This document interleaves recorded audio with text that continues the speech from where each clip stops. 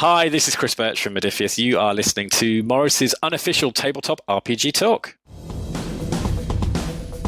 This week, Morrus, PJ, and Jessica talk about the rise and fall of evil genius games. In the news, the 2024 D&D release dates have been announced, Hasbro posts a loss of over $1 billion, and new releases coming for Avatar Legends, and more, plus a brand new sketch about paying compliments to the chef. This week on Morrus's unofficial tabletop RPG talk. The podcast this week is sponsored by Second Century Fox, creators of the world's most entertaining and dramatic illusions. From comic tales of poor people being oppressed by the elite to dramatic fables about poor people being oppressed by the elite to sweeping sagas about poor people being oppressed by... Look, can't they oppress someone other than just the poor people? I'm an equal opportunities oppressor. I've oppressed along with the best of them. Now where's that screenplay I wrote? All the tabletop role-playing news. We aim to amuse and we aim to enthuse. And Morrus's unofficial tabletop RPG.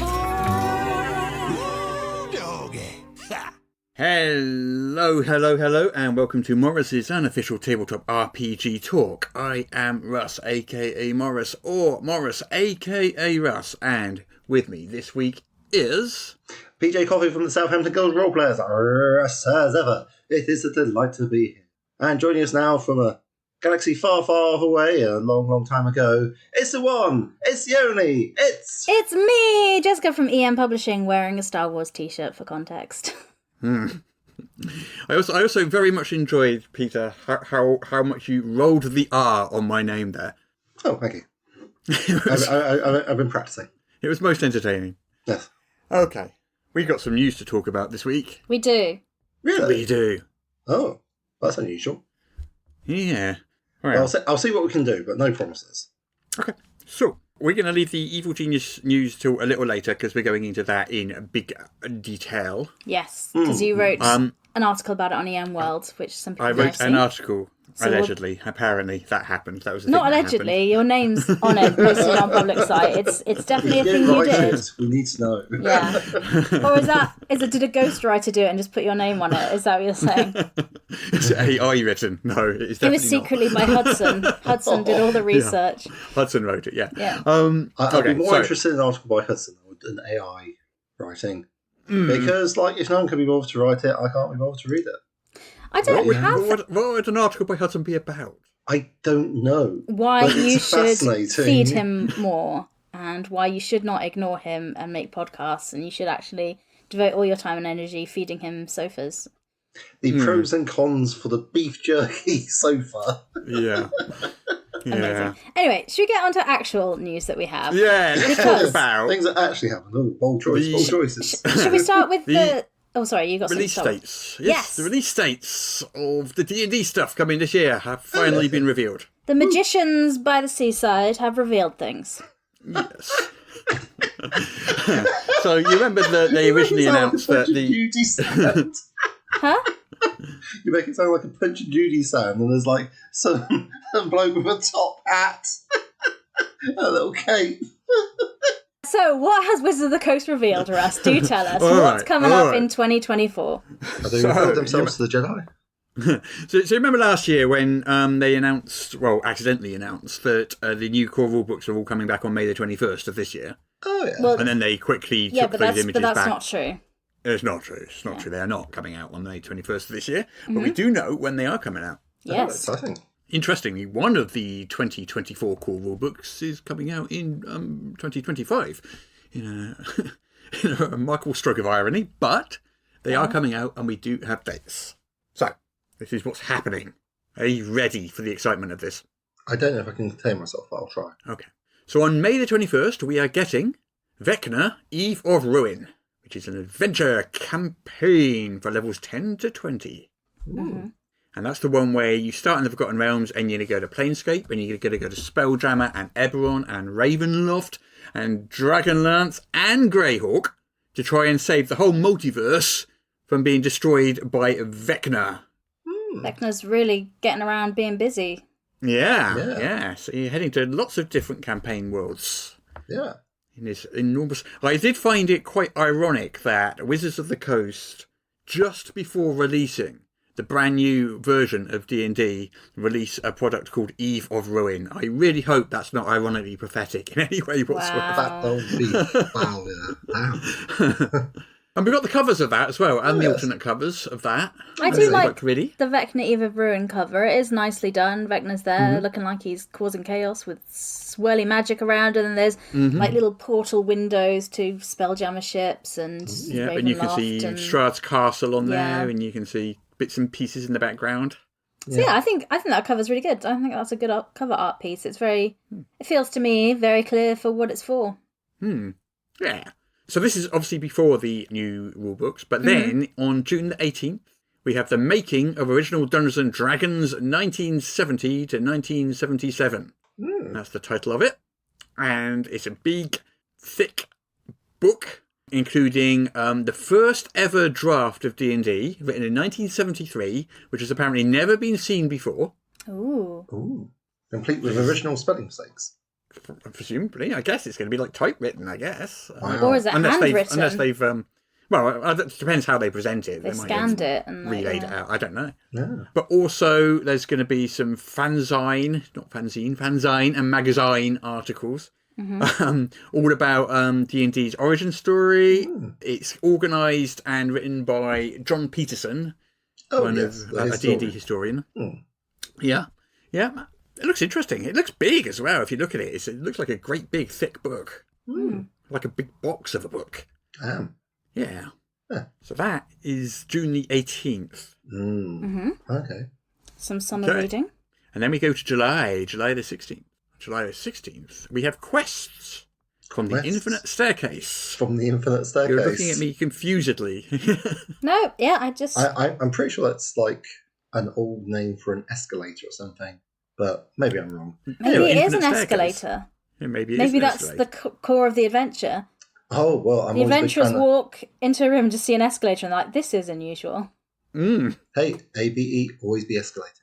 Good Exactly. GM advice there. So it's secretly a mimic.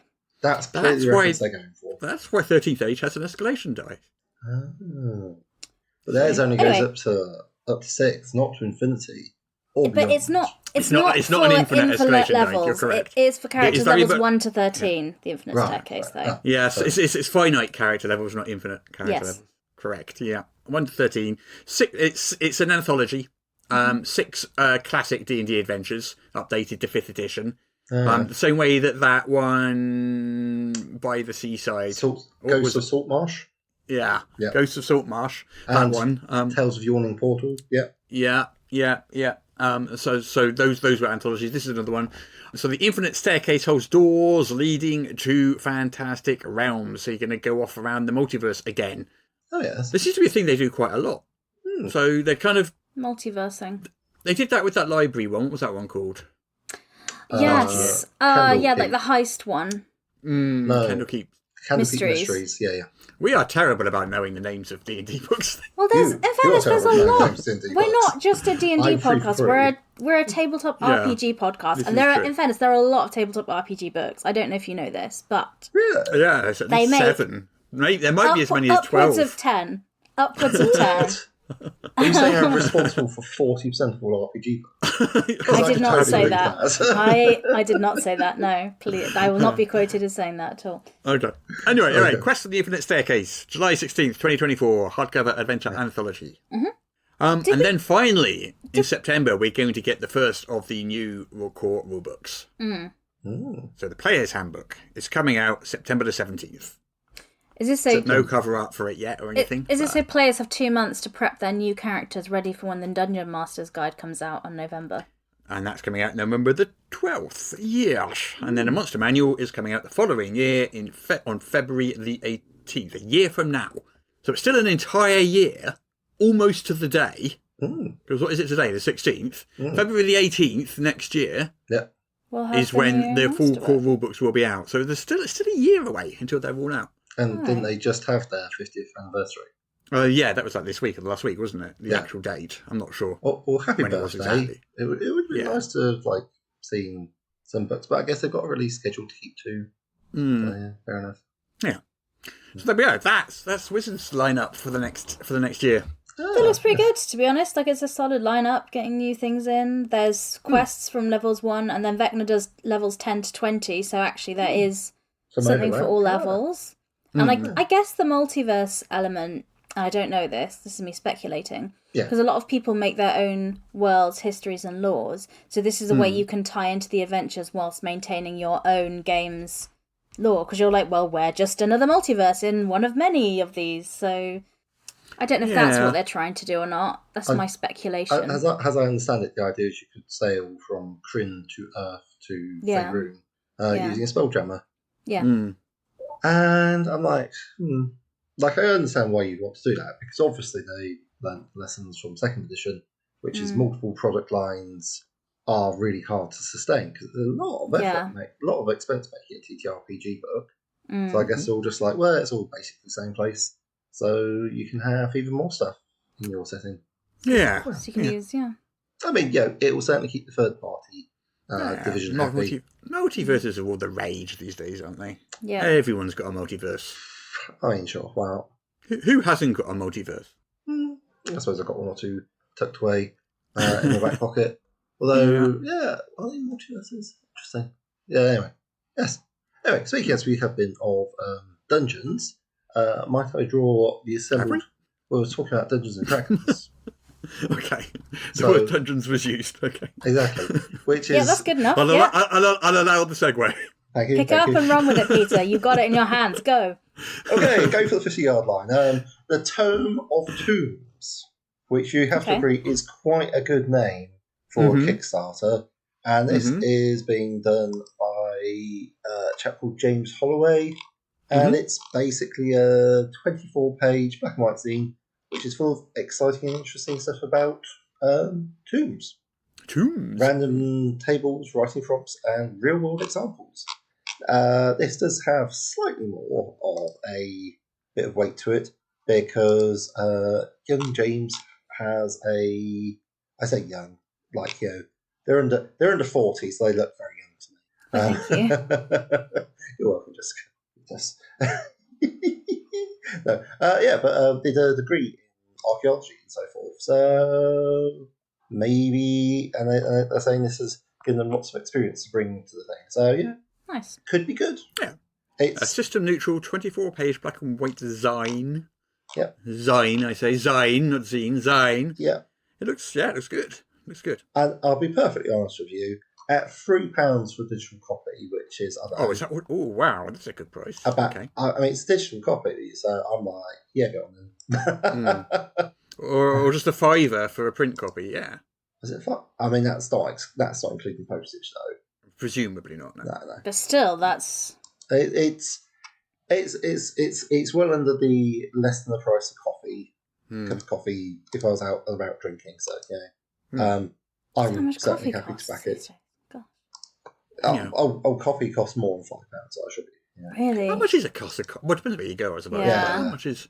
Well, like, I don't know. I've seen like £5-6. It's Oh got my to the stage goodness. where I'm like no longer buying coffee because I'm like, oh, that looks pricey. Yeah, I haven't, because I'm a coffee snob, so I make mine at home because of having owned a coffee place. But I am not a coffee snob. I am the opposite of... What is the opposite of a coffee snob? Coffee Philistine. peasant. Instant drinker. An instant drinker. Yeah, an instant drinker. Correct.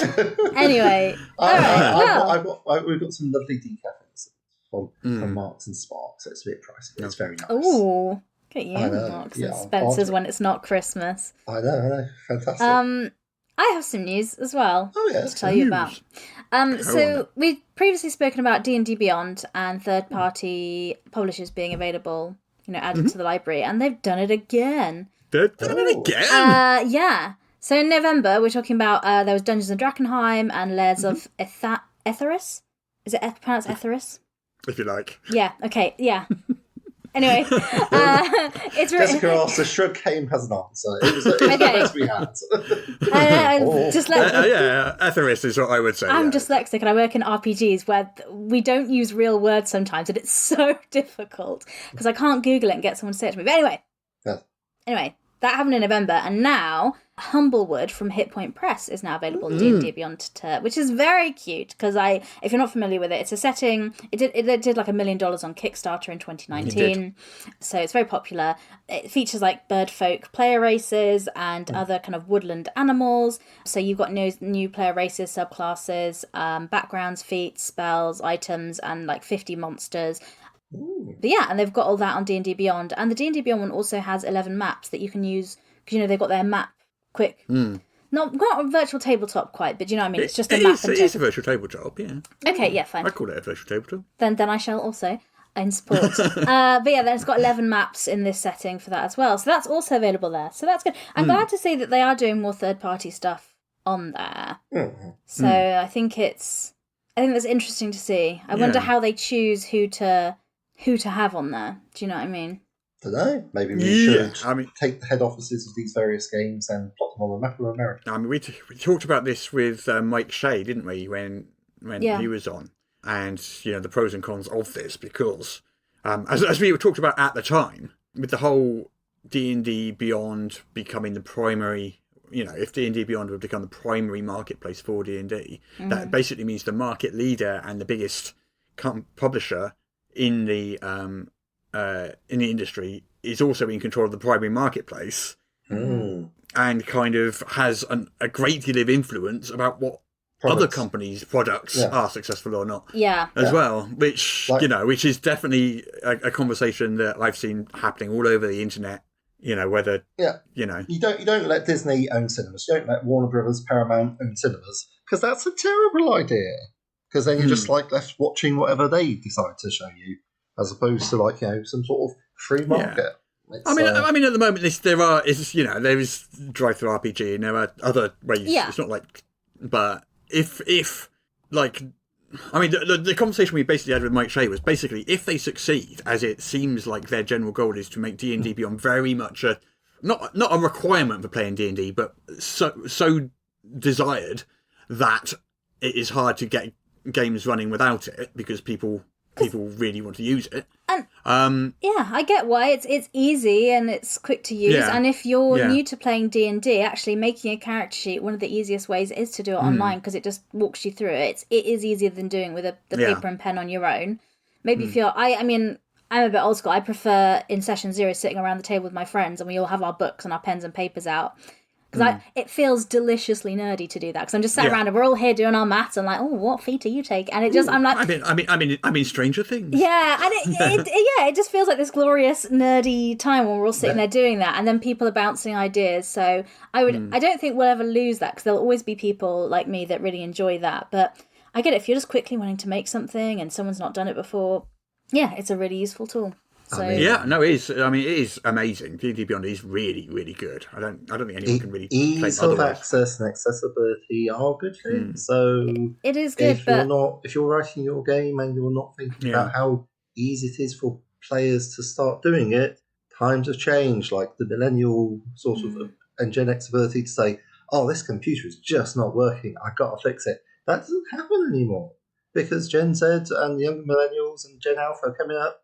They're used to things just working. They don't want to struggle. And you know what? I don't blame them. I don't like struggling with it. Make your character sheets easy to use. Make an app.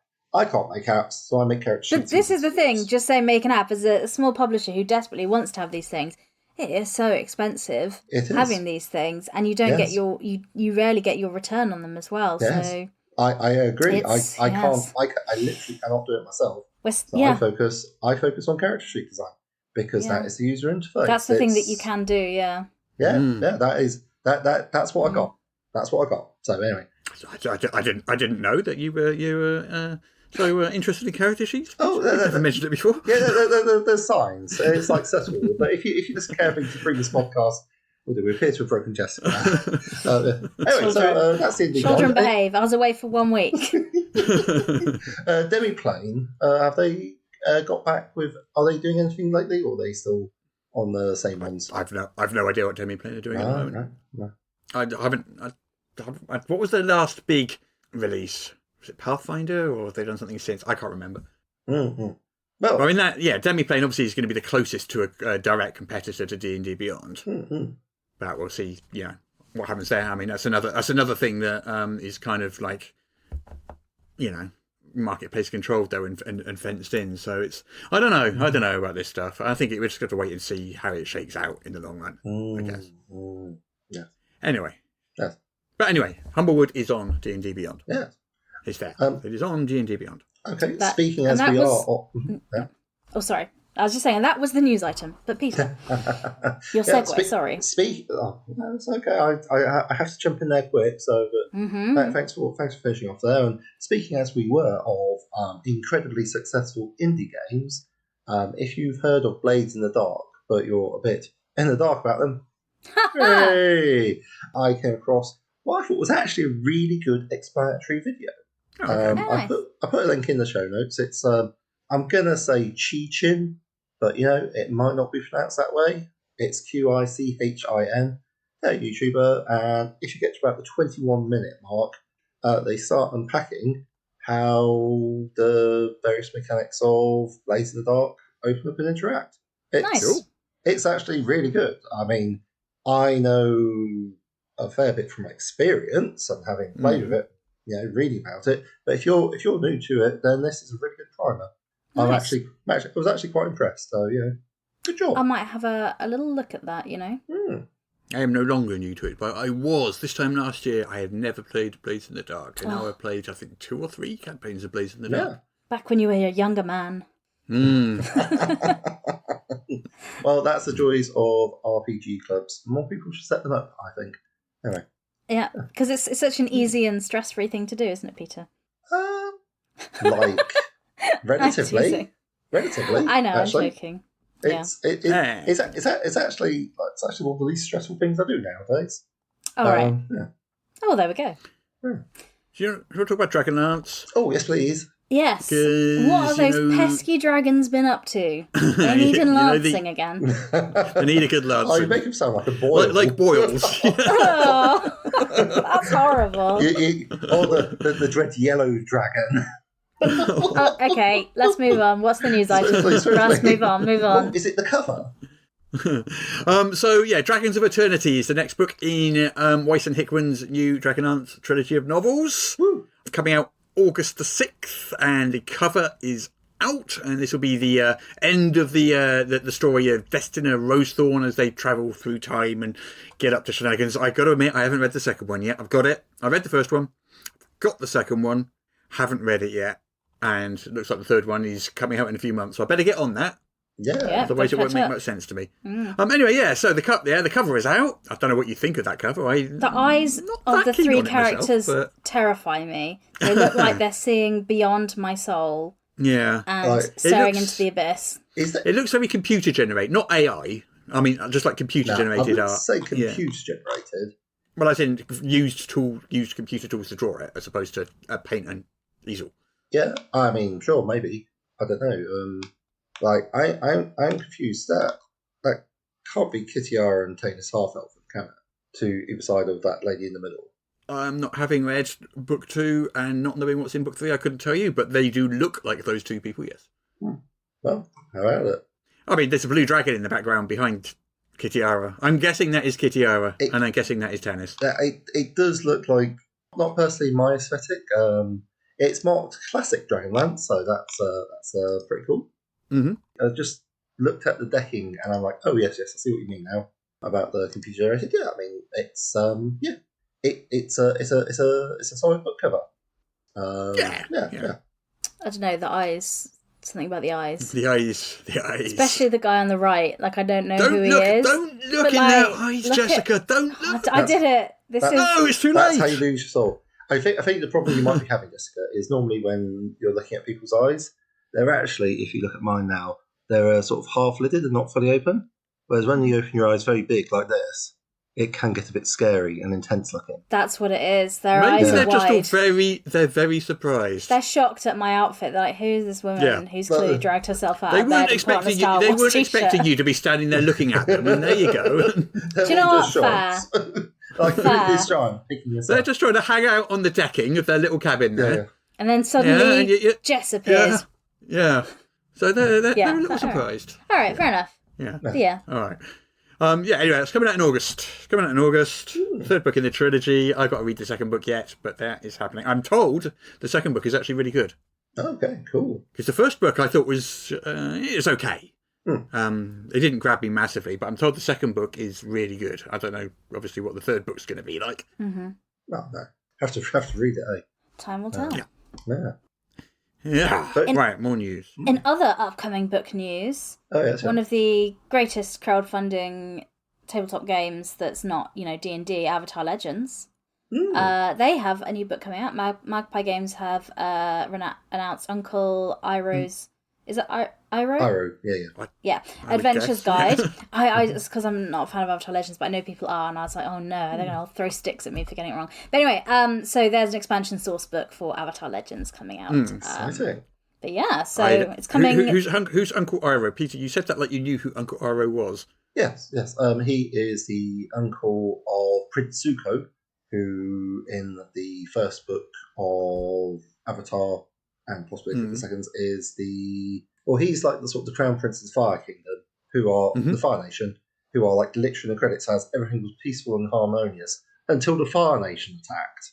Right, okay. So, it's largely regarded as being his fault amongst others. And his uncle used to be known as Dragon of Passing, say, due to his ability to breathe fire in a very impressive fashion, quite literally. And the actor has passed away, unfortunately, and it was a deeply emotional episode.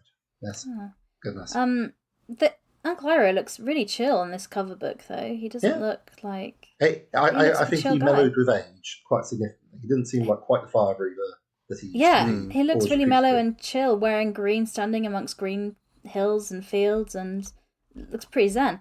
But anyway, the book... Absolutely, big positive influence. It was very humanising for the Fire Nation not to have angry, shouty people and just have someone be like, oh, well, your sea suits have gone cold. Let me warm it up slightly. And just generally be just really nice about it.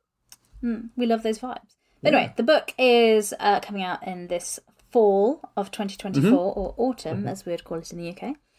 And exciting. That's what I have. That's what I have for you. There's going to be a PDF. That's it for the news. There's a PDF version coming in the summer, and there's going to be a dice tray as well. There's other stuff, but the main thing is the source book's coming out. And then... there was a Hasbro earnings report thing. I saw a bit of that. Didn't look the most positive, which is... They say they were facing like 750 million? Well, they had a 20% drop in revenue, apparently. Oh, my goodness. Which is a massive amount of money for them. Massive amount of money. Yeah. This isn't, just to clarify for people listening, this isn't specifically Dungeons and Dragons, because I think that line is doing well. This is the overall parent company of Hasbro. Including all the That's kind of the story we just keep hearing, though, isn't it? It's like everything at Hasbro's down except for Wizards. Seems to be a story we keep hearing. Yeah. Well, I mean, I think can Wizards keep them going? I'm sure the investors would kick off if that was the case. They've already tried to spin them off as their own group to be more profitable, to leave the rest of the company to rot and fail. Interesting times. I wonder if 1.006 billion loss. There we go. That's a lot of money to be down. $1 billion. Yeah, 16 in one quarter. Million in a quarter, not in a year. In a quarter. 16,000. Yes. Goodness, that's a lot in a year. Yeah. So much money.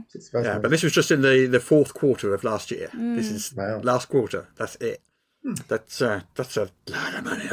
It is. You say it's a drop in revenue. So it's like they didn't make the money they expected over Christmas. Is that right? I guess. Yes. I mean. Yeah. So it's not profits. Well, no, because this is fourth quarter. So this is before Christmas. This is last year. Yeah, but that's when Christmas shopping happens, because people do their Christmas shopping November and early December. They do it in that quarter.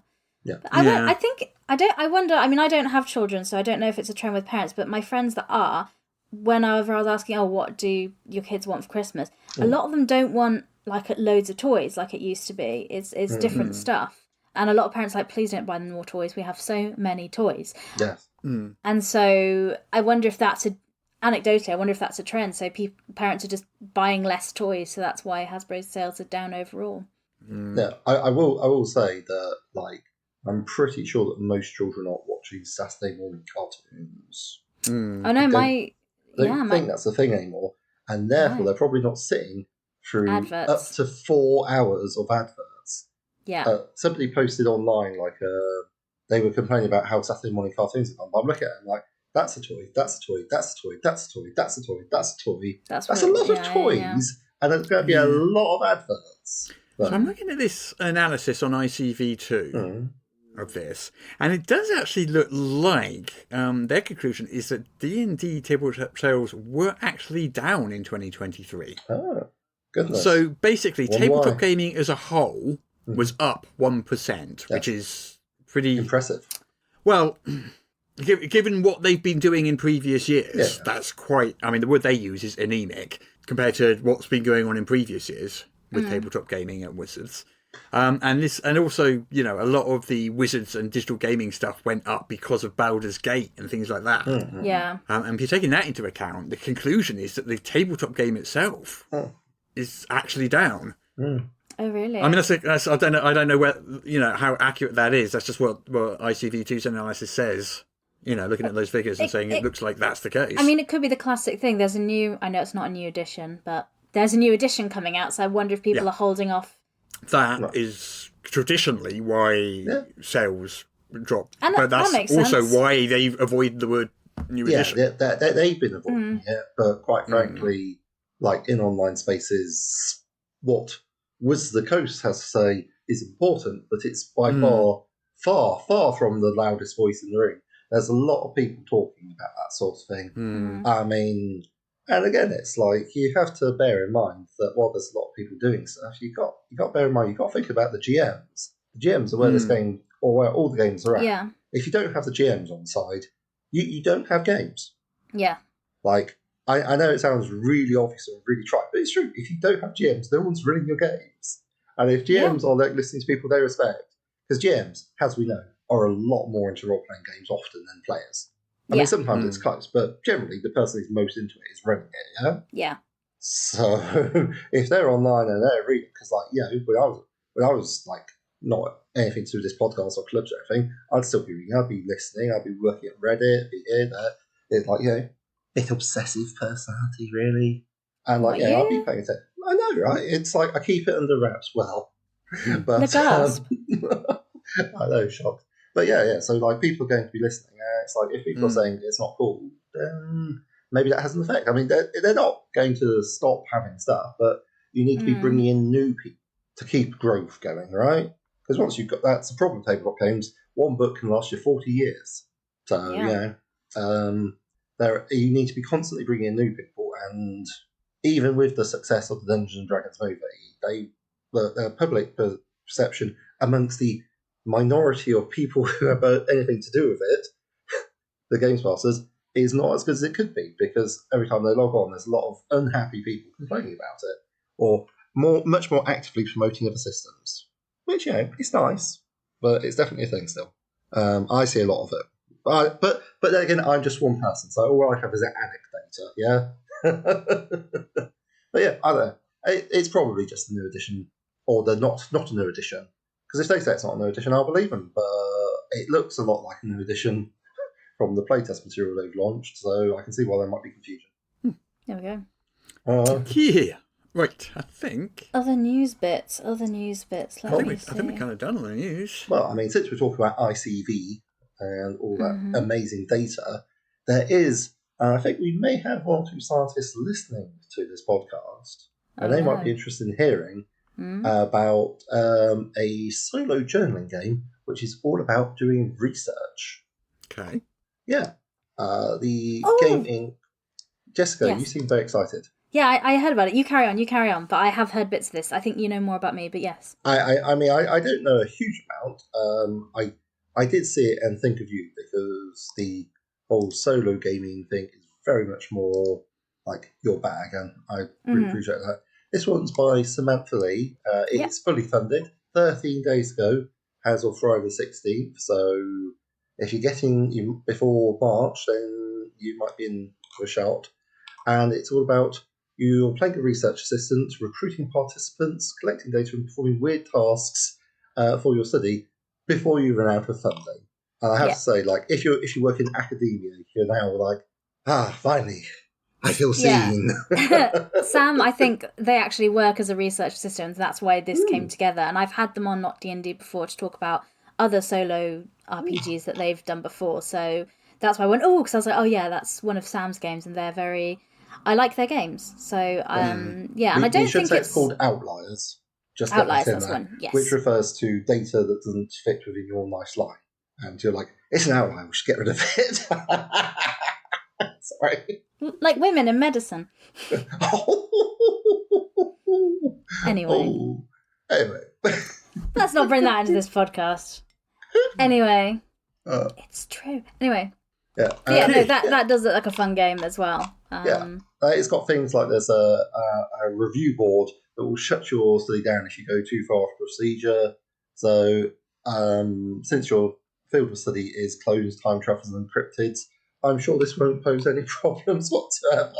Yeah. Everything's fine. Sounds good. Another thing maybe we should announce is, so the Kickstarter pre-launch page went up for the Planestriders Journal this week.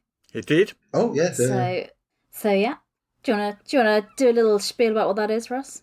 No? Put me on the spot. Sorry. I wasn't expecting that.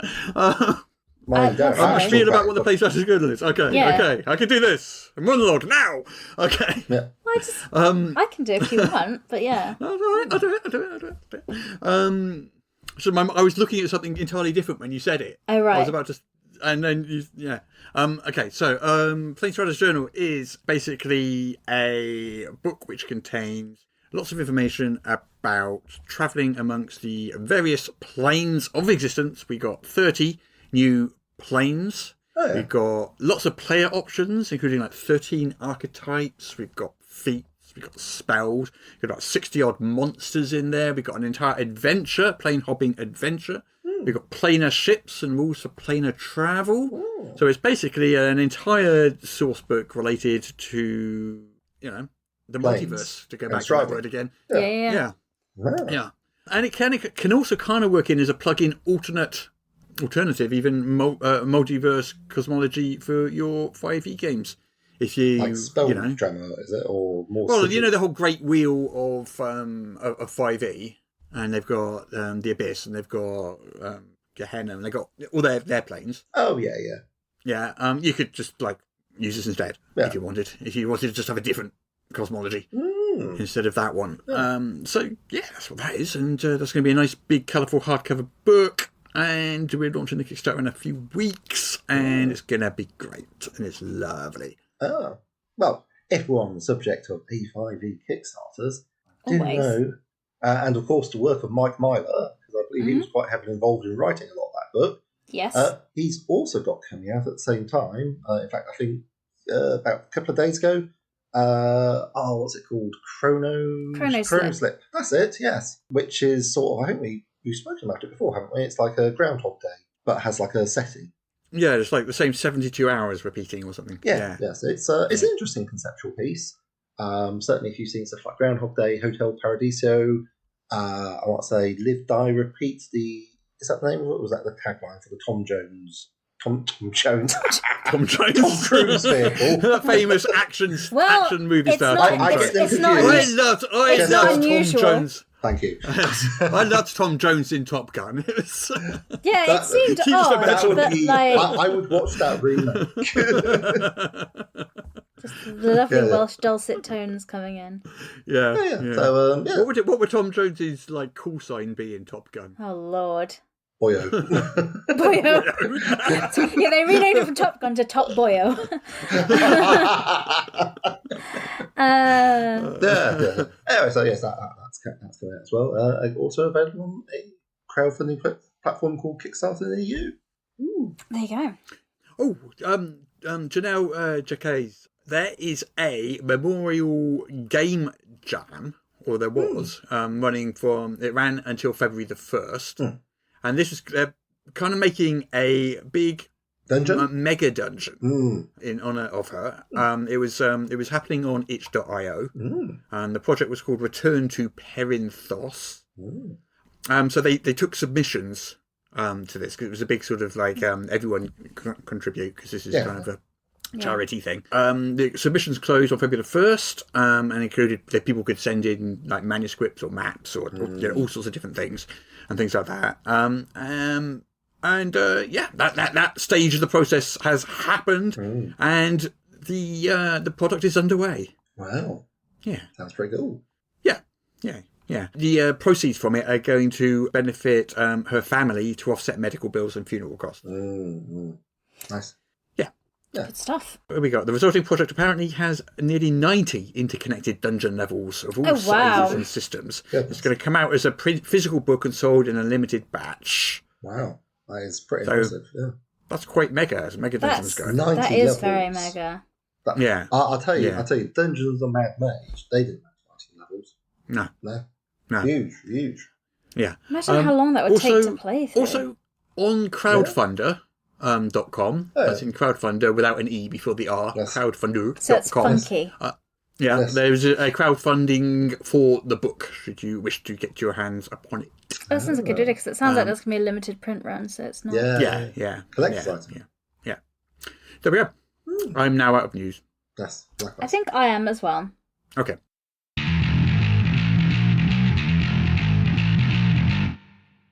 A long, hard day of adventuring. It's good to relax and share a meal with a boon companion.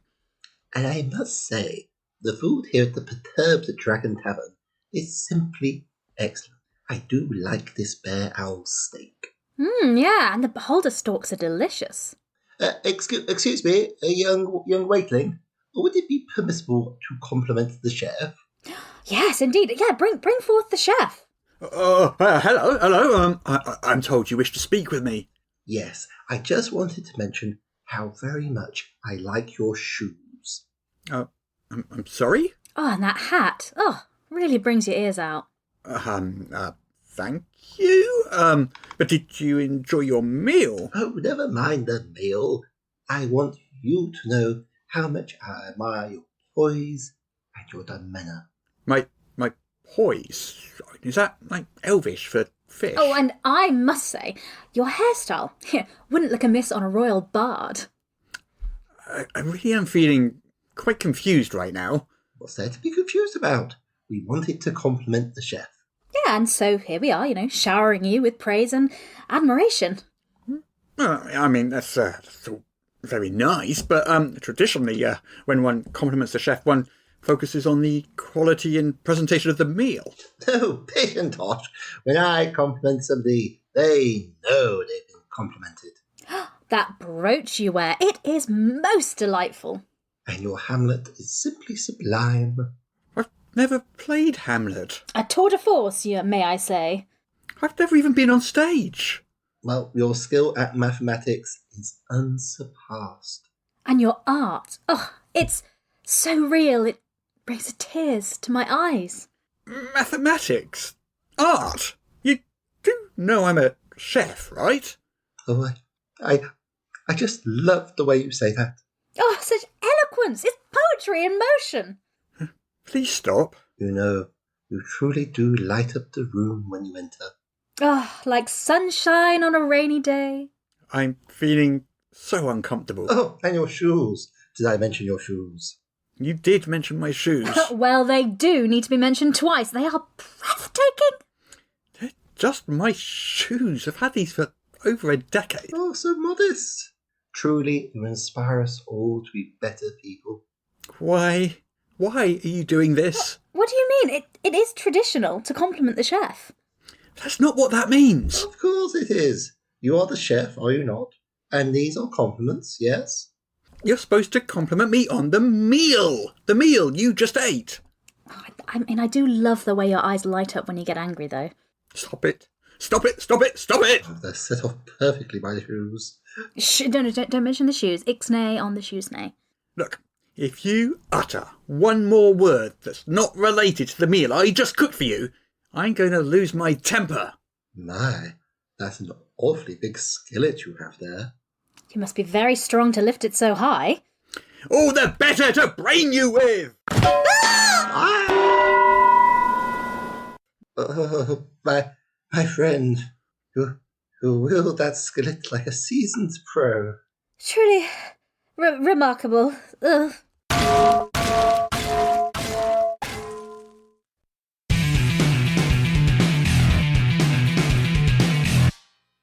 Malak the Maleficent here. If, like me, you're enjoying this podcast, please consider subscribing on Patreon for exclusive bonus content every week and the warm, fuzzy feeling of knowing you are helping to keep the show going. Subscribe at patreon.com/Morrus. There, I said it. Can you stop staring at me like that now? The things I do. All right.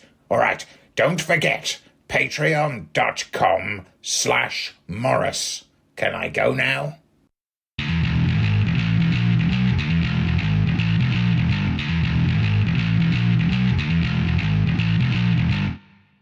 We've got quite a topic this week, So, this week, we're going to be talking about Evil Genius Games. And Evil Genius Games, as you may recall, we've talked about on the podcast before, because they rebooted D20 Modern a couple of years ago with their new game called Everyday Heroes, powered by the 5e rule set. I mean, it was definitely very eye-catching. Like last year at UK Games Expo, they had a simply enormous stand. It was honestly huge. It wasn't as big as like Modiphius, who had like a whole section, but you know, it was big. They had big with presents. huge banners. They yes, definitely. Yeah. So they also released a whole bunch of adventure / settings based on like iconic movie franchises. Yeah, that's all right. If you recall, there was a whole load of them. There was like 8 or 9 of them. I can't remember them all offhand, but there was sort of like Highlander and I can't. Let me call the list up of that because it's quite an impressive list. Let me just grab it. Let me grab the list. I mean, I guess from my point of view, it's like sort of a little bit unfortunate that I didn't really have the opportunity to get into them, because like if I'd just been playing 5e, then I would have been like, I'd have been super into it. Yeah. Oh, here we go. Pacific Rim, Kong Skull Island, Highlander, Escape from New York, The Crow, Total Recall, Rambo, and Universal Soldier. So a whole bunch of kind of like 80s iconic action franchises. With some more recent stuff as well. It sounds like you got some big kaiju roaming around causing trouble. Yeah. So they kind of like landed on the scene with quite a big splash, like 2 years ago. Yeah. They were, they clearly had a lot of funding. They got some big licenses. They had big names involved. People like Jeff Grubb and Owen Casey Stevens and people like that were initially involved, although they haven't been for a couple of years.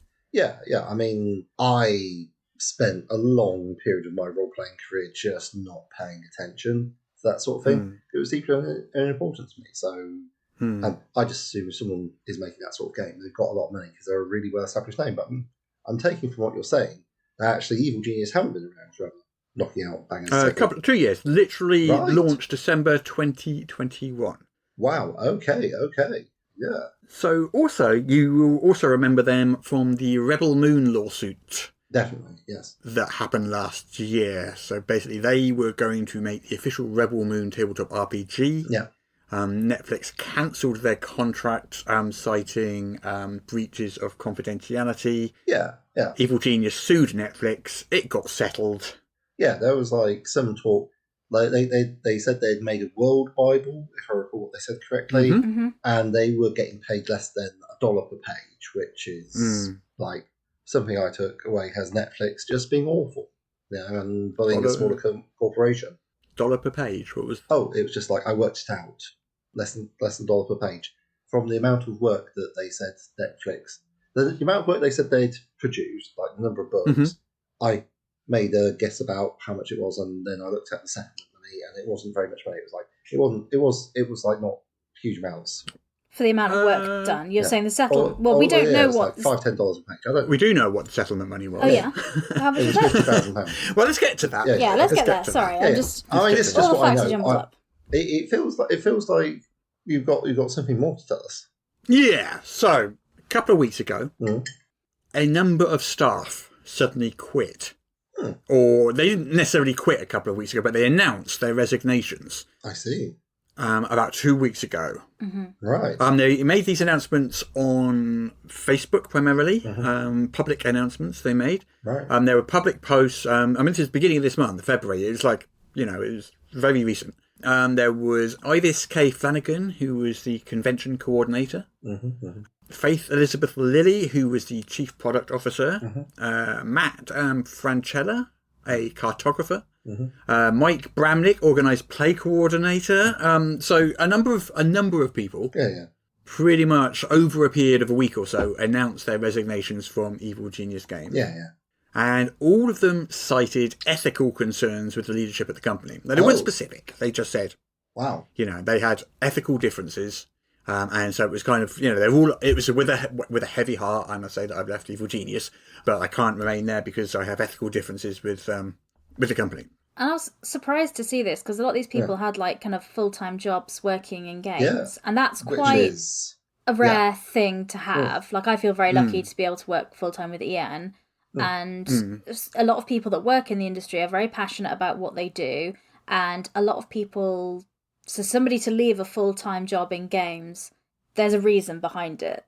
There is. And so I decided to investigate. So I put on my Lois Lane hat. What kind of hat? What does that look like? It's shaped like a Lois Lane. I don't know. It's shaped like Lois Lane. That sounds really awful. That sounds like the worst thing. Jessica, ill-advisedly was taking a sip of her drink at this time. So it looks something like this. It's just like... She's now holding up a... It's my just a statuette of Lois Lane balanced on my head. It's a headphone holder that I had that's a woman in a ball gown. No, it's like a lot of those 90s, 40s reporter hats. The trilbies. Are they trilbies? Yeah, sure, okay. The reporter's hat? Yes. Yeah. I don't know what a trilby actually is. I'm guessing there's a trilby. It's a sort of hat that people used to wear in the old timies. The sort of thing that had a hat band that you could stick a press card in. Is that what we're saying? Yeah, Okay. So that's that. I put that hat on. Okay, great. Yeah. Metaphorically. I cannot stress enough, this is the least important part of this entire episode. By no small amount either. There we go. Okay. Get on with it. Okay. And I spoke to people. Good. I spoke to pretty much everyone involved. Oh, okay. So I spoke to Evil Genius Games' CEO, Dave Scott. Ah, that's good, yeah. I spoke to current staff at Evil Genius Games. And I spoke to the people that had resigned. I also have seen a whole load of documents, including court filings from both Evil Genius and Netflix. Right. I've seen emails. Okay. And I have seen other internal material. Oh, wow. Okay. At Evil Genius. Yep. And all of this together kind of built a picture. Paint it for us, Russ. Paint the picture. Yeah. Would you like me to actually paint it using... No, just tell us. Use words, Russ. Use words for the podcast. All right, with words. Paint it with words, okay. Okay, so what order to go? So basically, the people that left spoke to me, and they talked about a whole variety of reasons why they left. It wasn't just one thing. The basic impression I got was that it was, a cumulative series of things which built up to the point where they felt that they could no longer remain at the company. Straw that broke the camel's back, sort of jazz. Yeah, I guess, yeah. So it wasn't like one event sort of precipitated all of this. It's not like, something happened and suddenly they all walked out. It was kind of a growing escalation of various things. I gotta say, Russ, when a group of people all quit at once and they're citing ethical concerns, and I'm hearing it's like about behaviour over a period of time, I do start to wonder. So, could you cut to chase? What's been going on? Yeah, so there's a whole bunch. Let me give you a bit of background first, though. So, Evil Genius Games, who's who, and so forth. So, founded December 2021 by Dave Scott. Right. Dave Scott used to work at Amazon's web division, web services division, and also Marketfish, a data management platform which he founded in 2008 and closed in 2013. Right. So. He's also worked at other places and co-founded other companies. So found a lot of he doesn't sound like your typical TTRPG. He's not. CEO. He's not what. Yeah, he just hasn't got the typical background of a. I mean, that's not a bad thing, but it's like. Yeah. I mean, you told me he'd been a gamer all his life, but his career doesn't have that background at all. Now, you might wonder why this company has so much money that they can splash out on massive conventions and get all these big licenses and all this sort of stuff. I mean, because they made quite a splash. Yeah.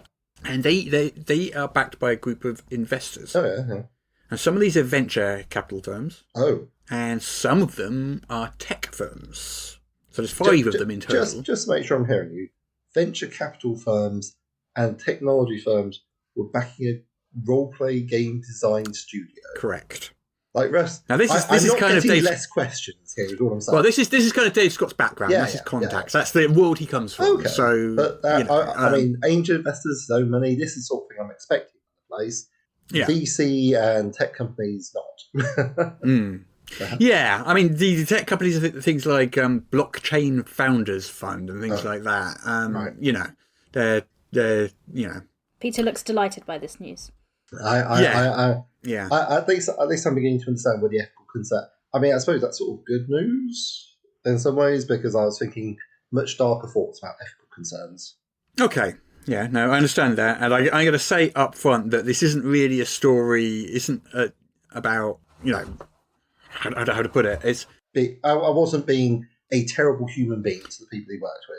Yeah, well, let's just say he was a regular let's just say boss. it's not. Yeah. It's not a Harvey Weinstein style story. Okay, That's good. We'll say that right up front. That's not the topic of this story. Because I think when you say that, people immediately jump to that. And I want to make it clear that is definitely not. That's what I'm thinking when you have people quitting on us. So it's not that sort of thing. No. But I'm hearing a lot of talk about blockchain, which leads me to think crypto.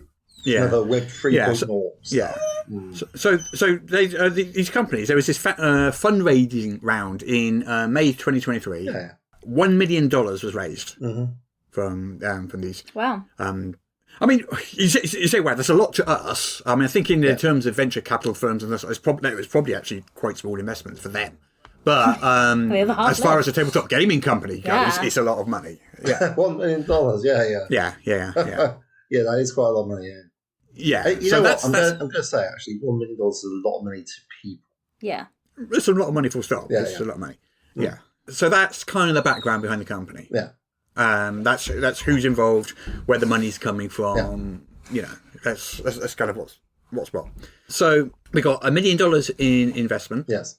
We got a couple of Kickstarters, which raised like another $500,000. So the company's raised like $1.5 million in total. Yes. Over a very short period of time. I mean, I think we mean different things by raised money in this case, because a venture capitalist isn't an angel investor. They are expecting a return on their money quite soon. Yeah. Sure. So but this is all in a very short period of time. Yeah. Like a period of about 3 months or so. $1.5 million. A couple of Kickstarters and that. And what's interesting is that was round about May of last year. Yes.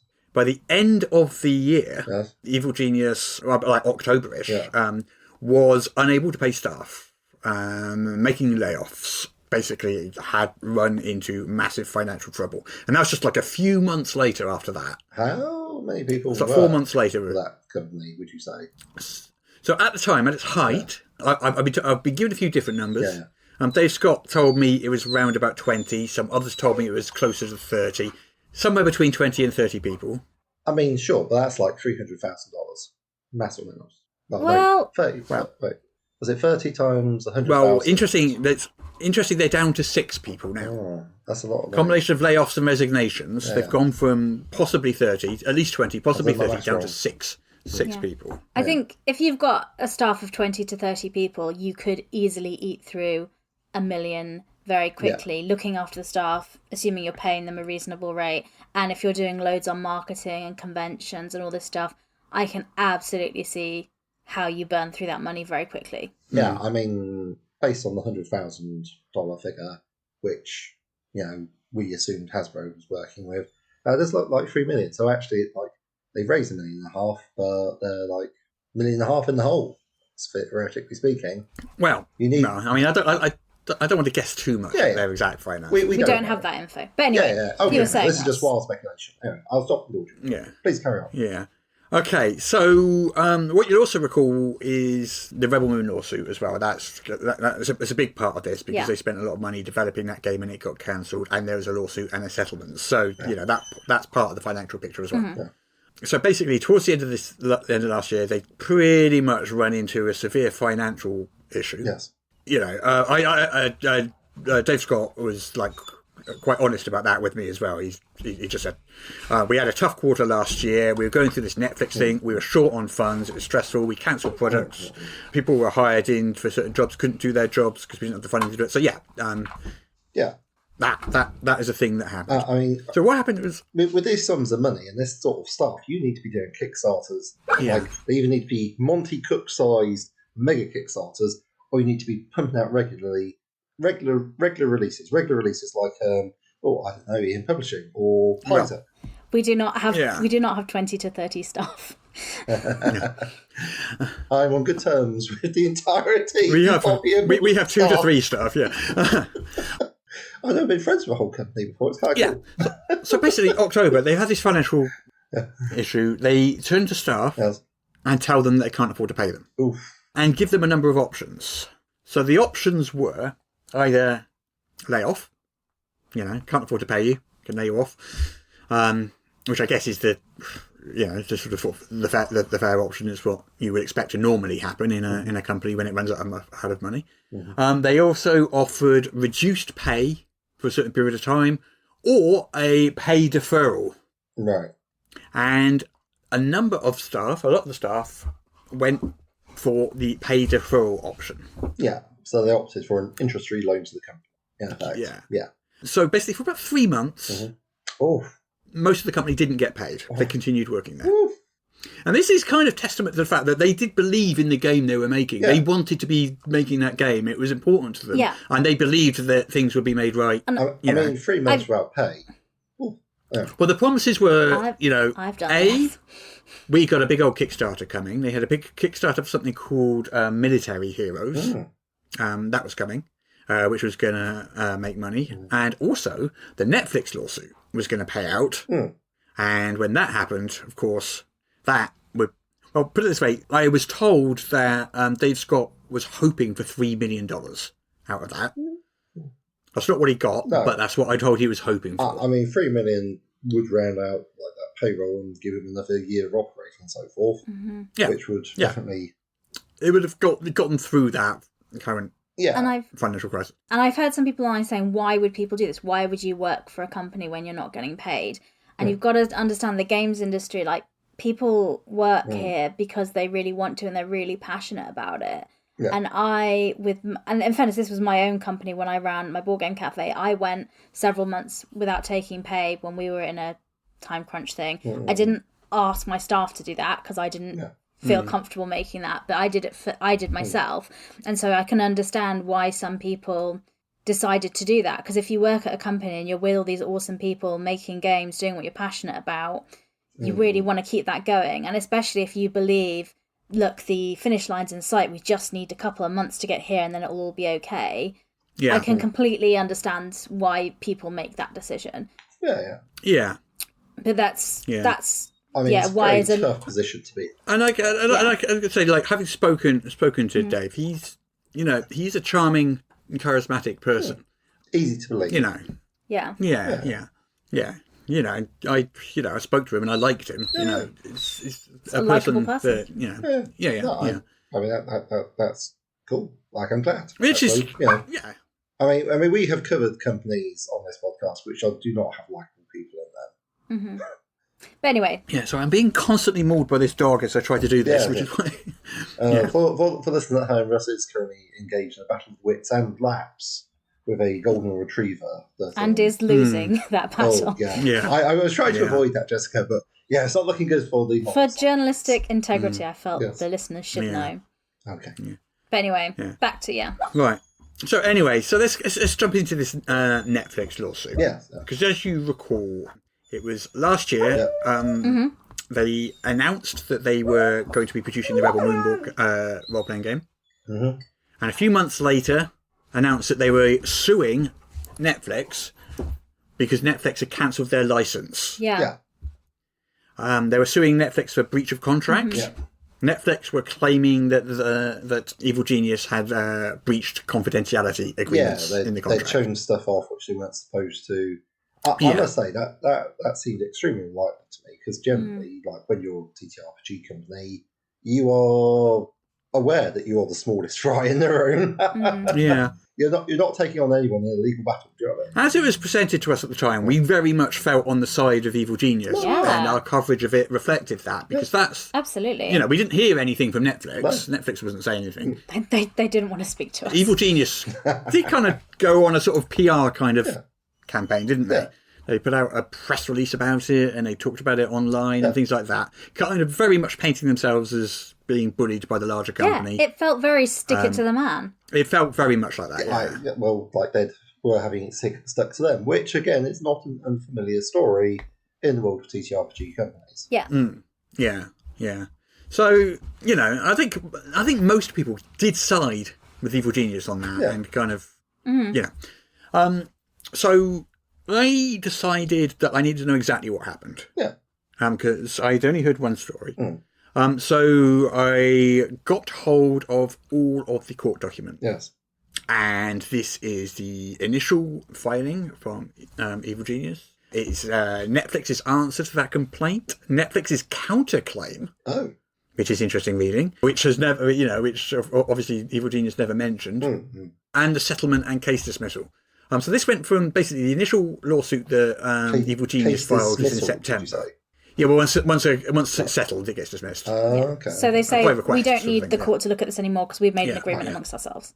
Right. Yeah. Okay, sorry. So the initial complaint was September 28th. September 28th is when Evil Genius filed it. Netflix counterclaimed on November the 1st, a month later. Yeah. And then the thing was settled January the 11th, another 6 weeks or so later. Oh, with Christmas, I mean, that's... So it all happened quite quickly. Yeah, pretty fast for these sort of times, Yeah. So let's have a look at what actually was in these things. So according to the court documents, the license was originally signed in February 2023. And it was cancelled in May. Oh, that's like 3 months. They literally had the license for 3 months. Yeah. Okay. That's how quickly it was before Netflix terminated that license. Okay, that's pretty quick. Yeah, it's pretty quick. So they signed the license in February 2023 for role-playing game products related to the Rebel Moon movie. Yeah. They paid an advance against royalties. It was only like $7,500, not much at all when it comes to these sorts of things. No. We've paid advances like that before. Yeah. And then they went to work on what's called a world Bible. Yes. And this is kind of like an internal document, not meant to be sort of published outside, but just like bringing together all of the information about the setting so that writers can refer to this Bible when they're making the project. Yeah, just so you're not like having to memorise the film that you've maybe seen, but maybe there's something you misinterpreted. And just because there's going to be some mega fan out there who will point out what you've done wrong. So and it's just to help keep continuity, consistency. Yeah. Although the Wizards of the Coast have a Forgotten Realms one. Yeah. I imagine there's a Star Wars one at Disney. There's definitely a Star Wars one at Disney. Maybe not, but so I think that's just kind of how these things work. But anyway, so according to Evil Genius, their filing claims that this World Bible that they wrote provided substantial elements of the actual movie and the movie franchise, which were used in the movie. Yeah, right. So. In May, Netflix terminates that license. That was a big deal because Evil Genius were like... That was a big part of what they were saying at the time. There was the Gamma Trade Show in April, which is where all this kind of came to their head. Yeah. So February, they signed the license. 2 months later in April, Gamma Trade Show. 1 month later in May, license cancelled. So, because they were supposed to have shown stuff off at the trade show. And to me, that just seemed really implausible because, like, you got Netflix and again TTRPG companies tend to be like, well, we've got to be really careful to make sure we get all things because of course TTRPG people are in the business of like making rules for games, so you tend to be quite rulesy people that like their laws. Well, Netflix's counterclaim provides a lot more context to what happened. Yeah. Okay. Oh, what does it say? So, first of all, they deny any claims that Evil Genius's work, World Bible, formed the basis for any of the movie scripts. Right. And also offer in evidence the fact that the first 2 movies of the Rebel Moon franchise had finished production, not post-production, special effects, but finished production in December 2022. So prior to them getting the contract and 3 months before this license ever even was signed. Do you know that's a pretty good strong that's a proof. good point. That's a good point. Yeah. We finished making the films before you started work on the World Bible. We're pretty sure they're unconnected. So the script couldn't be connected. Yeah. That seems like Rebel, Evil Genius don't have any place to go from that. Okay. So also what they said was that at a presentation at Gamma Trade Show, the presentation was called A Sneak Peek into the Rebel Moon TTRPG. They showed off a whole bunch of stuff that Netflix had not approved. Like images, artwork, and other content. So Evil Genius's filing claims that they sent this artwork to Netflix ahead of the event. Yes. And Netflix never voiced any issues whatsoever, thereby approving the artwork. Okay. That's not what consent is. I didn't hear a no, therefore I had permission. That's not... That's... In any context, don't use that. No. Oh, wow. Not only that, Netflix says in their counterclaim that there was a specific process for approvals. It was a multi-stage process with, which would expect.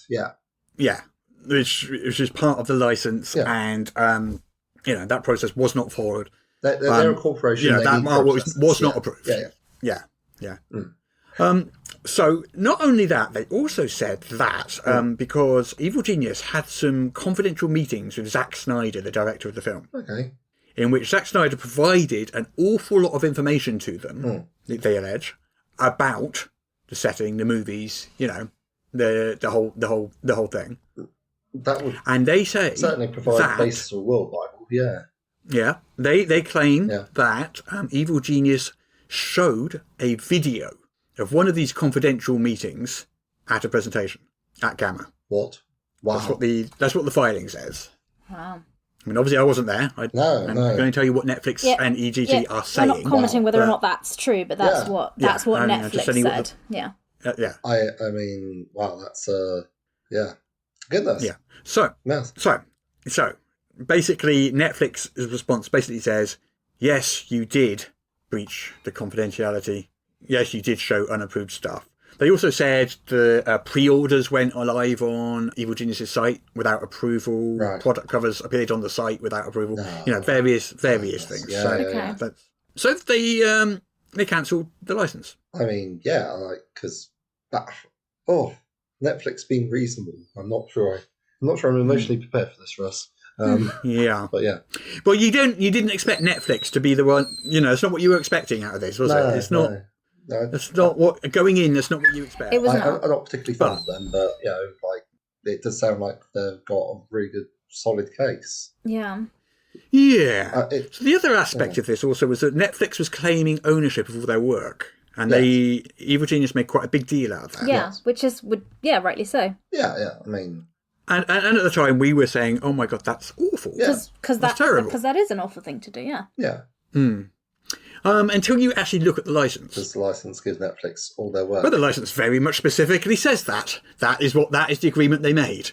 Oh. That Netflix would own all the work, and that is the agreement that Evil Genius agreed to. I see. Read the contract, you say? Right. Yes. Yeah. Basically, Netflix says the work is based on Rebel Moon. Yeah. It's got lots. It's based on things that Zack Snyder said to them in meetings and things like that. Yeah. It is their IP. They own it. I mean, yeah. And the contract very specifically laid that out. Is what they're saying. And I've seen the actual license, and I can literally quote that clause to you. It's in the article actually. That clause is very much there, very and clear. Yeah. So you, a non-lawyer, read that, and you were like, that says that they own everything. So yeah. I mean, okay. Yeah. Okay then, yes. So that basically is, what Evil Genius said, and that basically is what Netflix said. Right. Netflix also offered Evil Genius $50,000 for the work done so far.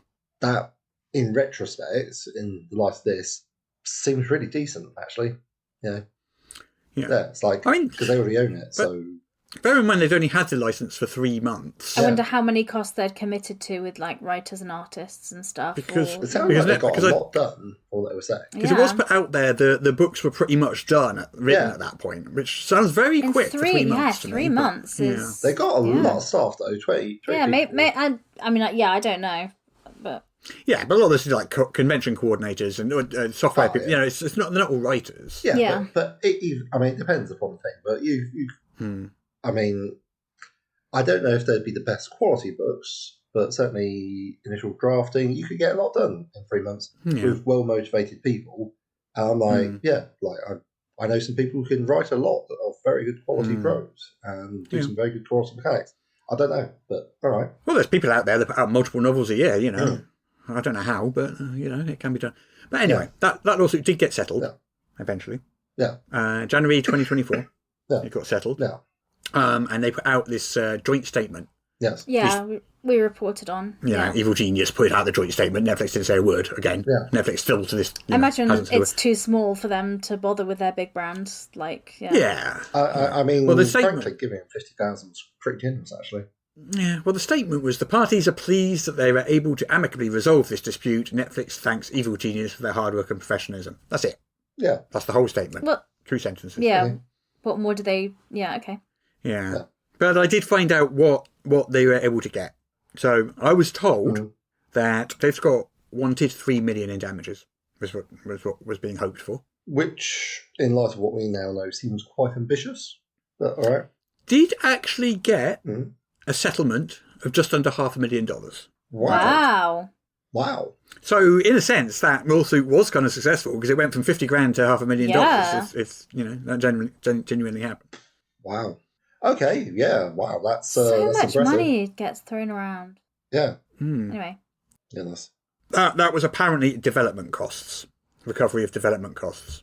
I mean, maybe which is a lot of money to develop a hardcover book. Yeah, like $500,000 to develop a book. Sure. Like you throw in some art and you've got full-time writers, then I don't know. Sure. Yeah. Sure. We can't comment on it. I can't comment on that, but it seems high to me, but RPG I can't comment. Books, You could do a lot with $500,000. I don't know. Maybe they did spend $500,000. I don't know. Well, maybe not. That's how they got so much stuff done so quickly. Yeah, I don't know. Throw more bodies at the problem. But that's what I was told they got. Anyway, okay. About $500,000. And then in January they started paying a lot of the staff the monies they were owed out of that settlement. Right. Okay, so that's the Rebel Moon side of it. We haven't got anywhere near everything yet. Right. Yeah. Okay. So in theory, that's just the finances. So in theory, with the staff side of it, it sounds like there was some cash issues at the company. Some people opted to have their payments delayed, but then they got paid in January. Yeah. So in theory, this sounds to me like, okay, that sounds like that's settled. What's the issue? So why did everyone resign? Yeah. Okay. Yeah. I mean, so there are still got $1 million of venture capitalist money that they will be wanting returns on. Yeah. I'm not hearing about new books. So. Okay. Well, Rebel Moon was going to be the big one, wasn't it? Yes. Now, what's interesting, the timing. The license was cancelled the day after that 1 million was raised. Oh. Literally the day after, in May of last year. Wow. They raised the 1 million, and then the next day, Rebel Moon cancelled that. So, Rebel Moon presumably was going to be the big thing. Yeah. I don't know what they forecast for it, but, Yeah, well, so Zack Snyder of DC Expanded Universe fame, he's done Batman, he's done Sparta. This is a perfect opportunity. I mean, I could see how it would go over. That does actually seem quite plausible that you could get a lot of fans to buy this because of how popular role-playing games have become. I could see it. I don't know if I could go 1 million. I mean, this what's his name? Dave. It's not Dave Scott, is it? I'm making it. Yeah, I can think Dave Scott must be a very charismatic, very likable man to get that sort of money going his way. Yeah. Wow. Yeah, he's a salesman, I think. He's a damn good one. Yeah. Wow. So, issue number 2. Yes. So that was kind of issue number 1. Yes. Issue number 1 was Rebel Moon. Yes. Issue number 2, technology. Yes, we've already mentioned the B word, which often comes associated with cryptocurrency, the bad form of crypto. Okay, so I'm going to use the term Web3 throughout this. Yes. And I don't know how 100% accurate that usage is, so I'm going to tell you what I mean by it. Yes. And that's what I'm saying when I say the words Web3. Okay. So, Web3, I'm talking about blockchain, non-fungible tokens, cryptocurrencies, and I'm also lumping in generative AI into that, although I don't think that's technically part of the definition, but I'm lumping that into that. But when I talk about Web3, I'm talking about these technologies. Yeah. Whether that's an accurate label or not, I don't know, but that's what I mean when I use that term. Right. Okay. So, these technologies, as you know, are controversial. We've talked about this a lot. For a whole range of reasons. There's the environmental impacts, there's the fact that they're unregulated, the fact that they often enable fraudulent or criminal activities. There's the fact that they harm artists and other creators and plagiarise things. So it's not just one thing that's going on. There's a whole range of ethical issues with Web3 technologies. Yes. Data pollution is very real, and wow. Okay. Yeah. And Dave Scott is a tech guy. He really likes tech. He literally said to me, I'm really in it for the technology. Fair enough. He really likes technology. If that's where you come from and you're really into games and you want to combine them, I can see. Okay. Yeah. I mean, his LinkedIn profile, as late as August 2023, it's been edited a bit since, referred to bringing tabletop gaming industry into the future using Web3, blockchain, and artificial intelligence. That's the header of his LinkedIn profile. So, that's the thing that he is interested in. Okay. Or at least the thing that he said he was interested in. That's his stance. Okay. Well, we'll assume he means well. Okay. But that would also be very... Well, it's very hard to see how a non-fungible token would be relevant to role-playing games. So I wasn't sure either, so I had to ask someone. I had to ask the chief engineer at Evil Genius, who also resigned over this very issue, as well as pay issues. This is Jason Terry, he actually resigned back in, I want to say, December. Over an incident regarding a paper that Scott wrote. But that's jumping ahead a little bit in the story, I think. So I think... So I don't know. So maybe David Scott has like some sort of mad genius idea, maybe an evil genius idea, maybe just a regular like genius idea about how to use the technologies, which I do struggle to think of legitimate uses for them. But maybe they existed, and maybe that's what he was going to do. So what happened? But yeah. So I've been told that the subject came up time and time again, and generally speaking, staff as a whole pushed back against it in meetings quite vociferously.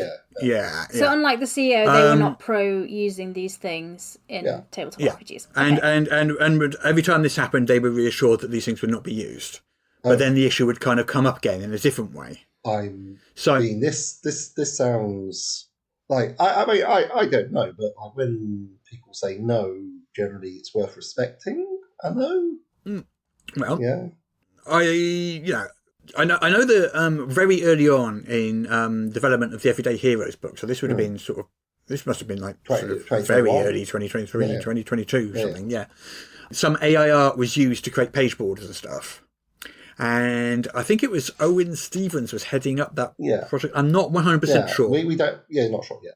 What I was told was that he turned around and said, no, we're not, I'm not happy with this. We're not doing this. We're not using this AI art to do the page borders in this book. Okay. And that was removed from the process. So it's not in the book. Okay. But I'm talking about how early on this came up.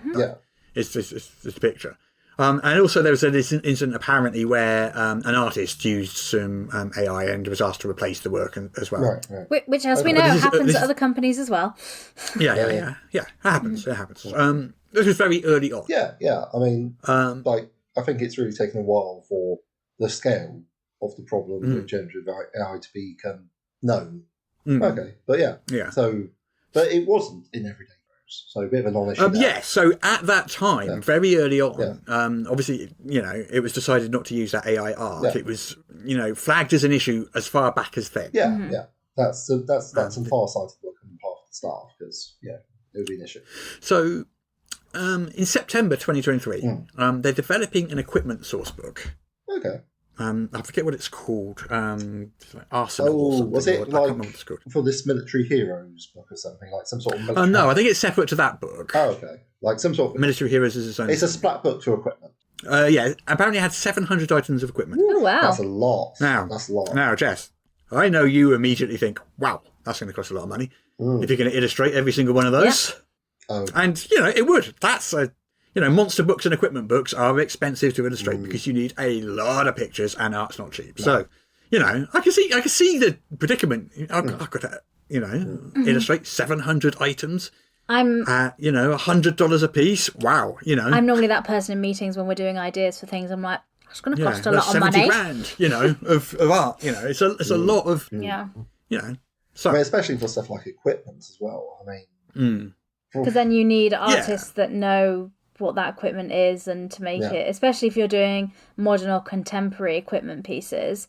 Because if you do a picture of a gun and it's wrong in some way, people that are really into that and have bought the book are going to have opinions about that. Yeah, and it's so hard to tell as well. Like if you things with like doing like the wrong trigger guard on the M16, like someone pointed out. Basically, what a designer pointed that out to me. He said, "Look, the triggers are wrong here." I'm like, "Really? They look perfectly fine to me." He's like, "No, those are grenade launcher triggers. They're not M16 triggers." I'm like, "But art being wrong doesn't necessarily mean it's AI. It might just mean that the artist got it wrong." Exactly. Yeah. Oh, yeah. That's not the point I was making. The point I was making is that it's difficult to do these things and to do it well. Yeah. Well. So I spoke to Dave Scott and he said he kind of went through the idea to illustrate 700 items of gear that's going to cost like 70 grand. Illustrate 1 in 10 items, maybe could do that, but he really wanted to illustrate all of them, as the concept of the book. So called a meeting on September 21st, 2023, and broached the topic of using AI art to illustrate the 700 items of gear. Yeah. Now bear in mind that this is a subject that had apparently been dealt with in the past, so it's come up again now. The result of that meeting was exactly what you would expect. Yeah. Everyone said, no, we don't want to do that. We've got ethical concerns. Again. Said, why? Yeah. And according to Scott, he told me that at the end of that meeting, he agreed with staff, he told staff that the company would not be proceeding with the use of AI. Right. Okay. Yeah. It's come up again and been shut and been promised not to happen again. So, okay. So you think, it's settled now. Okay, right, we're all on board. Okay, like he's had this meeting. Staff's been telling him again and again, we don't want to use these Web3 stuff. And it sounds like, okay. Why are your staff having to tell him again and again? This question I'd ask. Like, I don't know, man, listen to your staff. So, if they're saying this is bad, don't do it, then I don't know, man, maybe you should find out why, at the very least. I think he expressed to me an understanding of the reasons. Right. Then, when I spoke to him, he did quite cogently sum up the arguments against this stuff. So, but he doesn't find it convincing. Yeah, he understood it. Right. He understood Okay. So, in December, he creates a white paper. Now, a white paper is kind of like a proposal for a plan, kind of. Okay. It's a kind of a proposal. Yeah, right. It outlines a set of actions, a way forward. Yeah. The white paper was entitled Powering Evil Genius Games Creator Marketplace with Web 3.0. Web 3. It's a 5-page document. The title of that was making me go, oof. But go on. Mm-hmm. Yeah. You can actually read this paper as well. I've put it in the... Okay. Yeah, I got hold of it. Right. Okay. It refers to blockchains. It refers to generative AI. It refers to non-fungible tokens. It says blockchain is the fundamental technology behind this marketplace. And he says that each created item will be associated with a unique non-fungible token, NFT, on a blockchain. And says at the end that an INO, initial NFT offering, will take place in 2024. So that was kind of the plan outlined in this white paper that Scott wrote. Like, if you don't trust anybody at all with your money, at all, right, then yeah, sure, use a blockchain, I guess, because that is a way to keep, like, your financial instruments sort of safe. But the thing that I'm struggling with for us is what earthly place does this have in, like, I don't know, a $50 role-playing game book? Well, like, yeah, it has a place in the context of organised play. Let me get to it. I will get to it. I promise. Yeah. I promise I will get to it. Okay. We're walking down the path. event. Yeah, okay. Yes. The path of utter confusion on my part, because I'm just struggling, man. Just struggling. So I already knew about this paper when I spoke to Dave Scott, so I asked him about it. Mm-hmm. He said he didn't want to send me the paper. He initially said that he would, then changed his mind and said he didn't want to, but I already had it. But he told me it was merely theoretical. He just wanted to explore the ideas of the technology because that's the sort of person he is. That's what he's interested in. Yes. Okay. So he went to, on December the 28th, Jason Terry, who's the head of engineering at the company. The one who left in December. Left this very day. Right. This paper, as he presented it, according to Terry, had Terry's name on it. As though he were the author of the paper. This sounds like it's news to Terry. I see. Yes. Okay. Terry told me that he made it very clear that he wanted no association with that paper. Yes. Or the plan it outlined. Yes. He says he regarded it as potentially harmful to his career to be linked with such technologies. Yeah. Good concern. You know, being a software engineer type person, you know. And being associated with the Web3 technologies, especially advocating for the use of blockchain in a role-playing game as well as NFTs. Yeah, I could see that would be something you'd want to avoid, yeah. So he said that due to this, and also the fact that he hadn't been paid, along with multiple people, but, you know. Reasonable. But still, he resigned later that day. Right. Okay, yeah.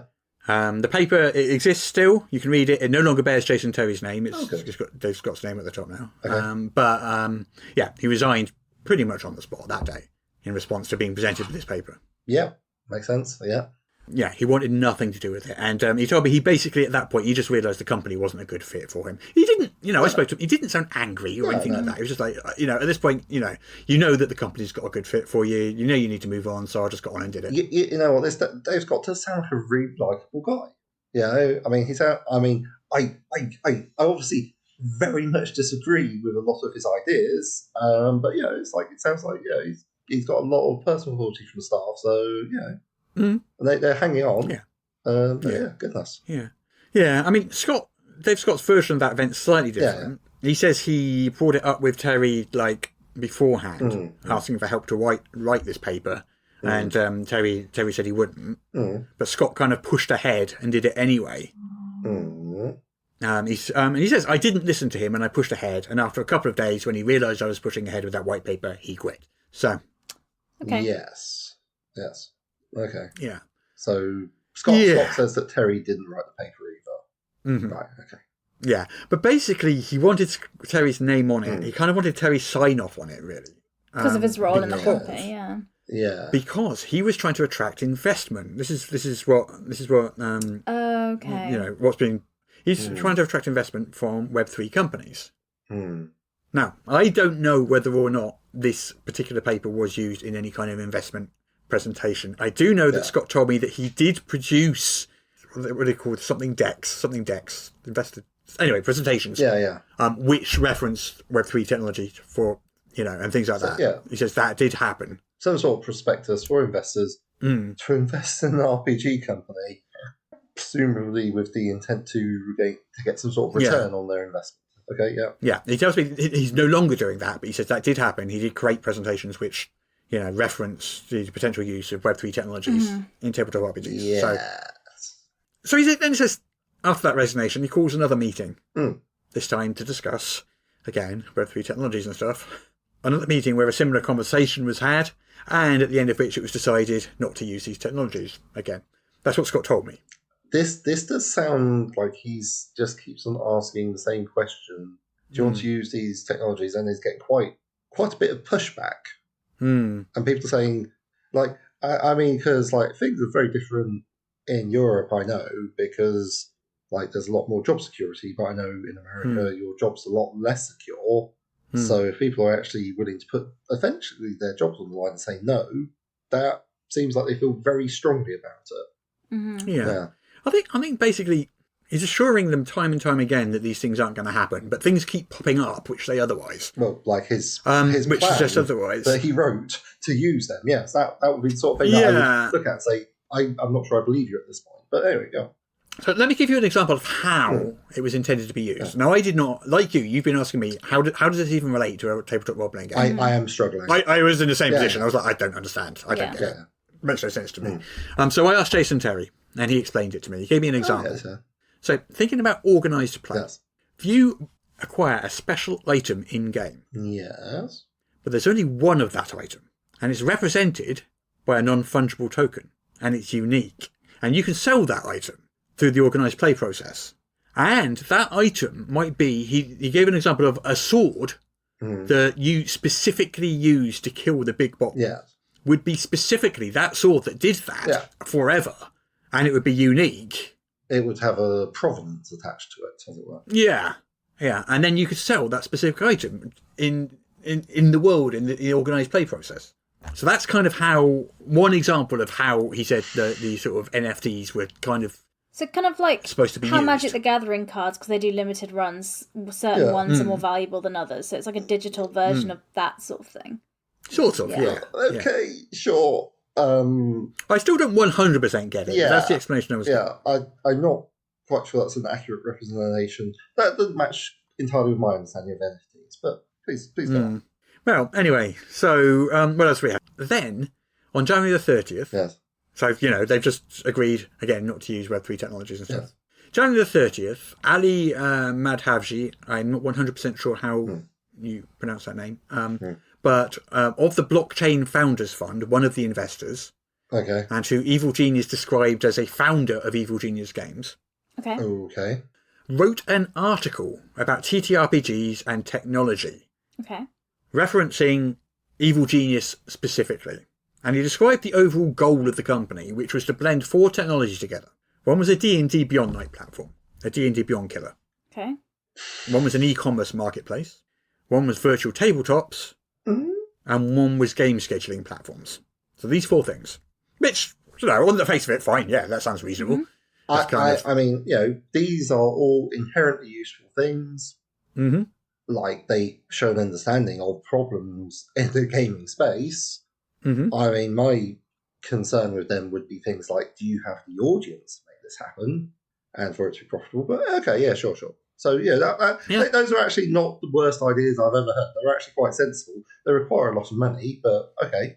It's not a plan a million miles from what it sounds like Wizards are trying to do. It's like these are sensible things that you would want to do. I feel like especially things like scheduling software. That could be if you can make scheduling software easy to use to get games to happen, then that would be Well, there was an attempt to buy. Have you heard of Warhorn? Yes, use it many times. I think Pathfinder people use it a lot to organise. Well, there was an attempt to buy that, I'm told. Good luck with that. To acquire what? Well, I mean, they got to the point where a sale was agreed. But before the contract signed, this is what I was told, so bear in mind I wasn't there and I haven't seen these contracts particularly. Apparently, Dave Scott tried to insert some extra clauses into the contracts just before they were signed, and I was told that those clauses were kind of related to prerequisites for them actually getting paid for the sale.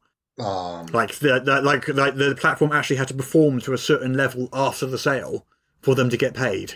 I mean, or something. Like, it's been a couple of years, but last time I checked, Warhorn was one guy doing it by himself.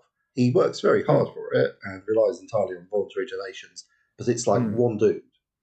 But I'm totally backed out after this. Yeah, I can imagine. Like, because if you've agreed to sell and then someone says, oh, and another thing, and says you have to meet all these performance targets, that is kind of sketchy. Yeah. So there was an attempt to buy that. So anyway, so that article outlined those, but also mentioned some data collection strategies. Mainly being able to sell data to movie studios based on fan engagement with the various platforms they use. There we go. Okay. Yeah. I did ask Dave Scott about this, and he said, he didn't write that thing. It's not part of the plan. Evil Genius's privacy policy specifically prohibits it. There was absolutely no way that they were going to do that. He said. That sounds like, but that's the sound of the shoe dropping from this guy. Like I said, it all made a certain amount of sense, but the big problem is going to be monetization and taking people's personal data and selling them to companies. Yeah, I mean, I guess it would be a USA only product because you're going to have a lot of trouble with GDPR. I mean, I'm not a subject matter expert, but I've been on Mastodon, and those people love this sort of thing. It's meat and drink, so you pick up a lot of stuff just from background radiation. Bear in mind, this is all just ideas. Yeah, this is all just ideas. Anything they've got in place. They haven't got all these software platforms, but, they've got one. They've got organised play platform. Okay. Up and running. But other than that, all this other stuff is ideas. It's concepts. It's not things that they have and are doing. So we've got all that. And this kind of article, was kind of like the last straw, I guess, because Chief Product Officer Faith Elizabeth Lilly then resigns. Because this article came out. Ethical concerns. Wow. Yeah. Okay. Just after this article came out. Now, she told me that's not the only reason she resigned. No. She resigned for a whole range of things, including the pay issues, including other ethical concerns we're going to get into later, which aren't technology related. More ethical concerns. Yeah. But also, this technology was one of the reasons. Okay. Yeah. Wow. It was, as I said earlier, a combination of things. Yeah. Like, you don't just quit your job on a whim. So she resigns. Yeah. She resigns. And after this resignation, we basically have this domino effect. Yeah. Where other people resign. Yeah, well, chief engineers left, chief product officers left. At this point, if the management's jumping shit, and you've got your own concerns. Bear in mind, a whole bunch of people has also been laid off over the last 2 or 3 months. Oh, so, yeah, that's going to definitely have a big impact. Yeah, so basically, we have a bunch of resignations. Yeah. A lot of them posted publicly on social media by the people involved themselves, usually alluding to, but not specifically outlining, ethical concerns. Yeah. Some just left quietly, who didn't post publicly. And by the end of it, Evil Genius is down to 6 people. Wow. A combination of layoffs and resignations over the past 2 or 3 months. They're down to 6 people. I mean, different vibe at the office Christmas party, isn't it? Like, just grab a couple of extra chairs for the table. Yeah. So she resigned at the end of January. It's not until about a week or 2 later that these started hitting social media. And then on February the 6th, after a whole bunch of these people have resigned, Evil Genius puts up a technology code of ethics statement on their website. Okay, right. So there's a lot of framing at the moment in that the issue is solely concerned with technology from Evil Genius's side. Like all the ethics that people are referring to, they're framing it in terms of technology ethics. That there was a misunderstanding of the technological intentions of the company. And this technology code of ethics is being put out here to clear that up. Okay. This is the framing we're having here. Okay, sure. Okay. So the technology code of ethics goes on their website and it says we're not going to use blockchain, we're not going to use AI, we're not going to do all these things. It's like it's a statement, a formal statement saying that they're not going to use this Web3 stuff. Good. Okay, in public, as opposed to in a staff meeting. Okay. Yes. Also, Scott's sort of talking on message boards and things. He posted on my forums saying how the blockchain founders fund and stuff, while these investors were heavily involved with Web3 stuff, they had no influence on the company's policies and were not trying to make Evil Genius use Web3 technology. I mean, sure, but they've also invested $1 million in the company. And they would like that back with some interest. So probably, if they're all blockchain companies, then this feels like... I mean, they're not all. Some are just venture capitalists, so it's not... Some are just venture capitalists, though. Okay. Well, you know what I mean? It's different. It's a different thing. Yeah. Crikey. Okay. So, anyway. Okay, so there we are. So, good. Okay, so nailed Nicholas to the master said, absolutely no, in public, no Web 3.0. Yeah. So basically, we've basically got an erosion of trust. Yes. That happened over a period of time. Here is what happened. Well, I mean, if there's multiple staff meetings where someone says, "Oh, we should do this idea," and people say, "This is a terrible idea. Don't do that." And this happens more than once. You've got a problem. Yeah. So that's the technological side of it. So people basically don't at this point believe Scott's assurances that they're not going to use Web3 technology anymore. Well, I don't. It's a point where they've gotten to. I don't believe his assurances. I don't mean to be rude to him, but he's made it very clear where he where he's a technologist and he really likes that sort of thing. He's told you that. Mm-hmm. He's written papers on it. He sees that as the future of TTRPG gaming. He's got that on his LinkedIn. I mean, Mm-hmm. If that's what you're about, that's what you're about. There'll be some people that agree with that as well. Yeah. Because the reason it's a controversial topic is because there's not one voice clearly coming through. But yeah. I mean, to be honest, right, if he just said, we're going to use it, and just stuck with that, and let people leave and recruited people who are like, actually, I'm on board with this, that would make him a lot more trustworthy. Because right, yeah, I kind of wondered that. Yeah. And I think possibly I should have asked him that. I said, why didn't you just do the thing you wanted to do? And obviously, get fellow believers on board. People probably wouldn't have joined. Those people wouldn't have joined the company, presumably, if that was very clear that that's what the plan was. But equally, other people would have joined the company who were into that sort of thing. So I mean, and there are plenty of them out there. So they keep my personal profile blog.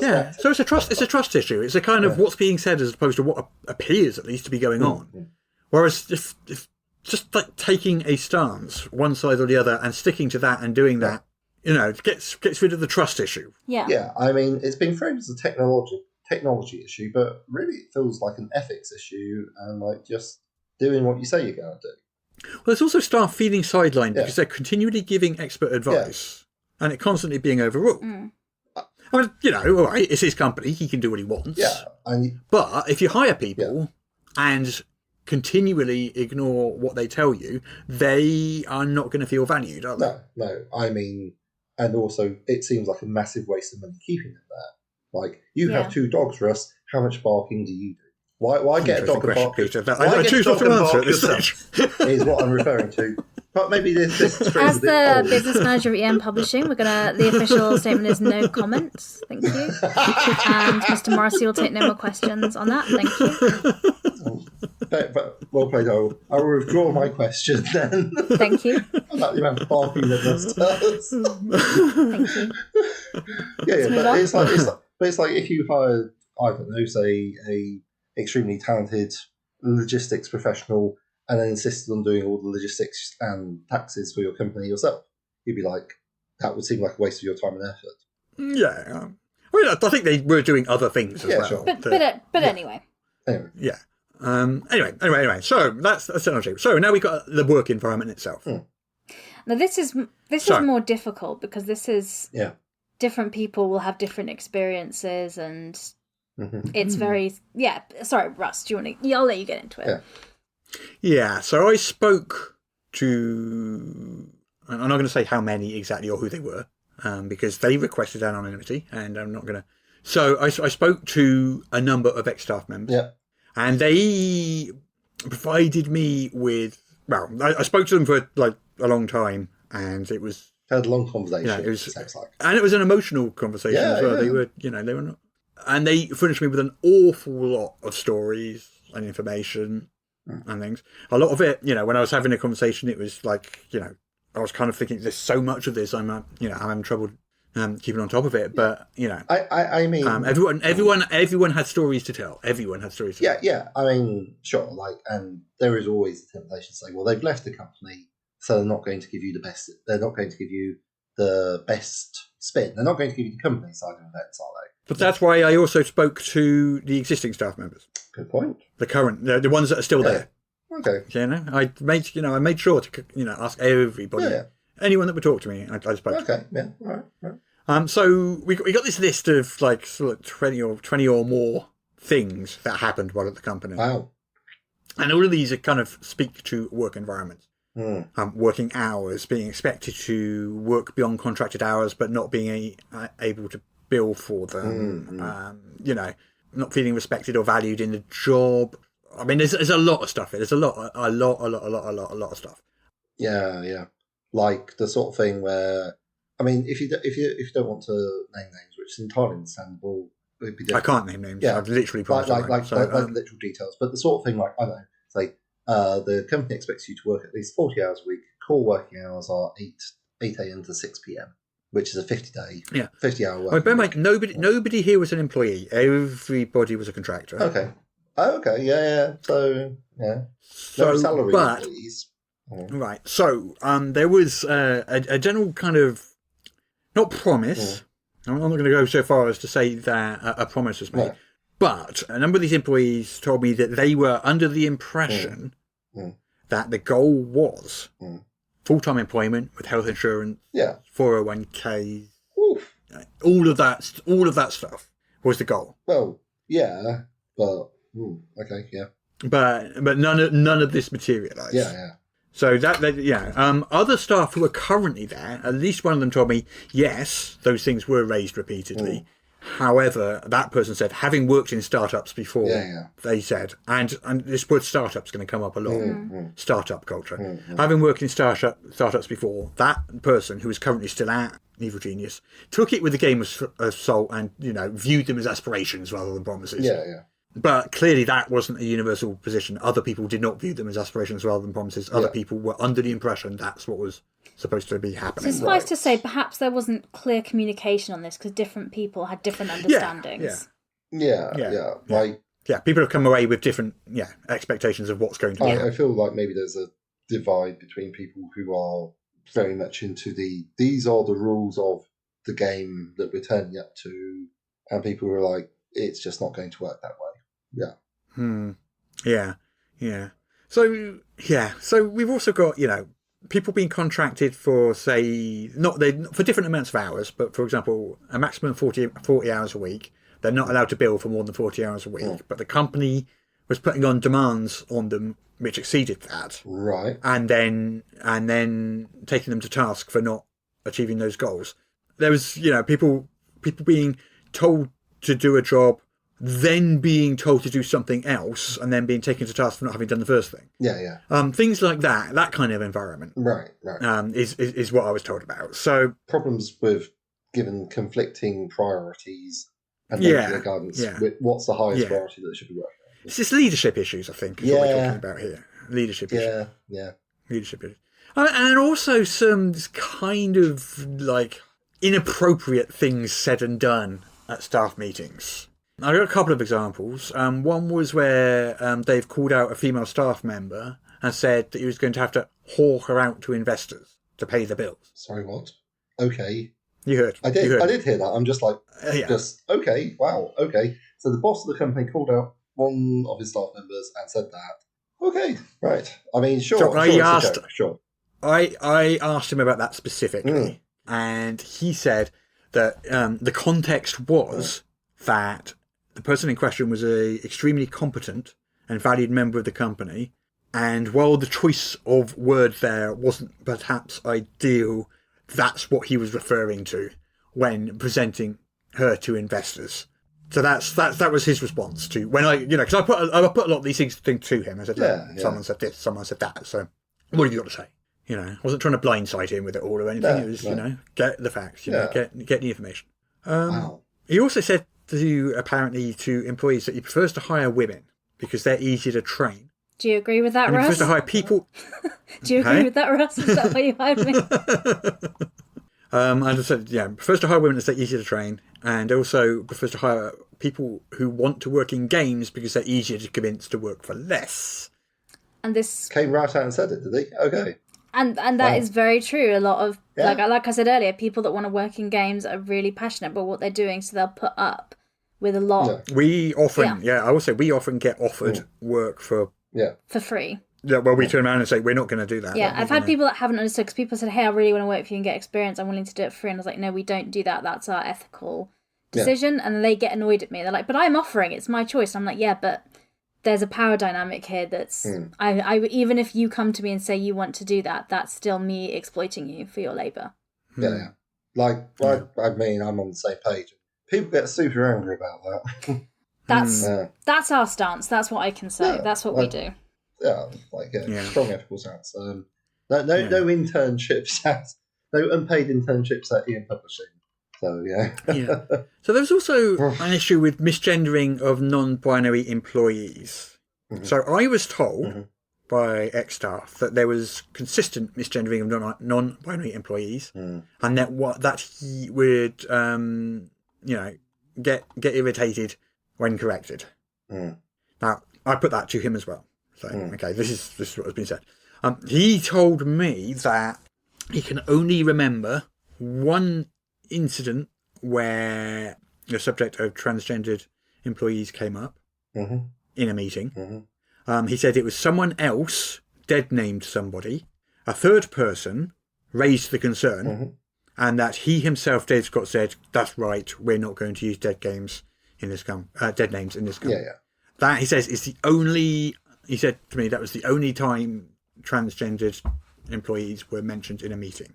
So directly refuted the. Yeah, sure. Okay. I mean, that's different from what's being talked about, but sure. Okay, that's the only thing he remembers. Yeah. Okay, so that's what he remembers. Yeah.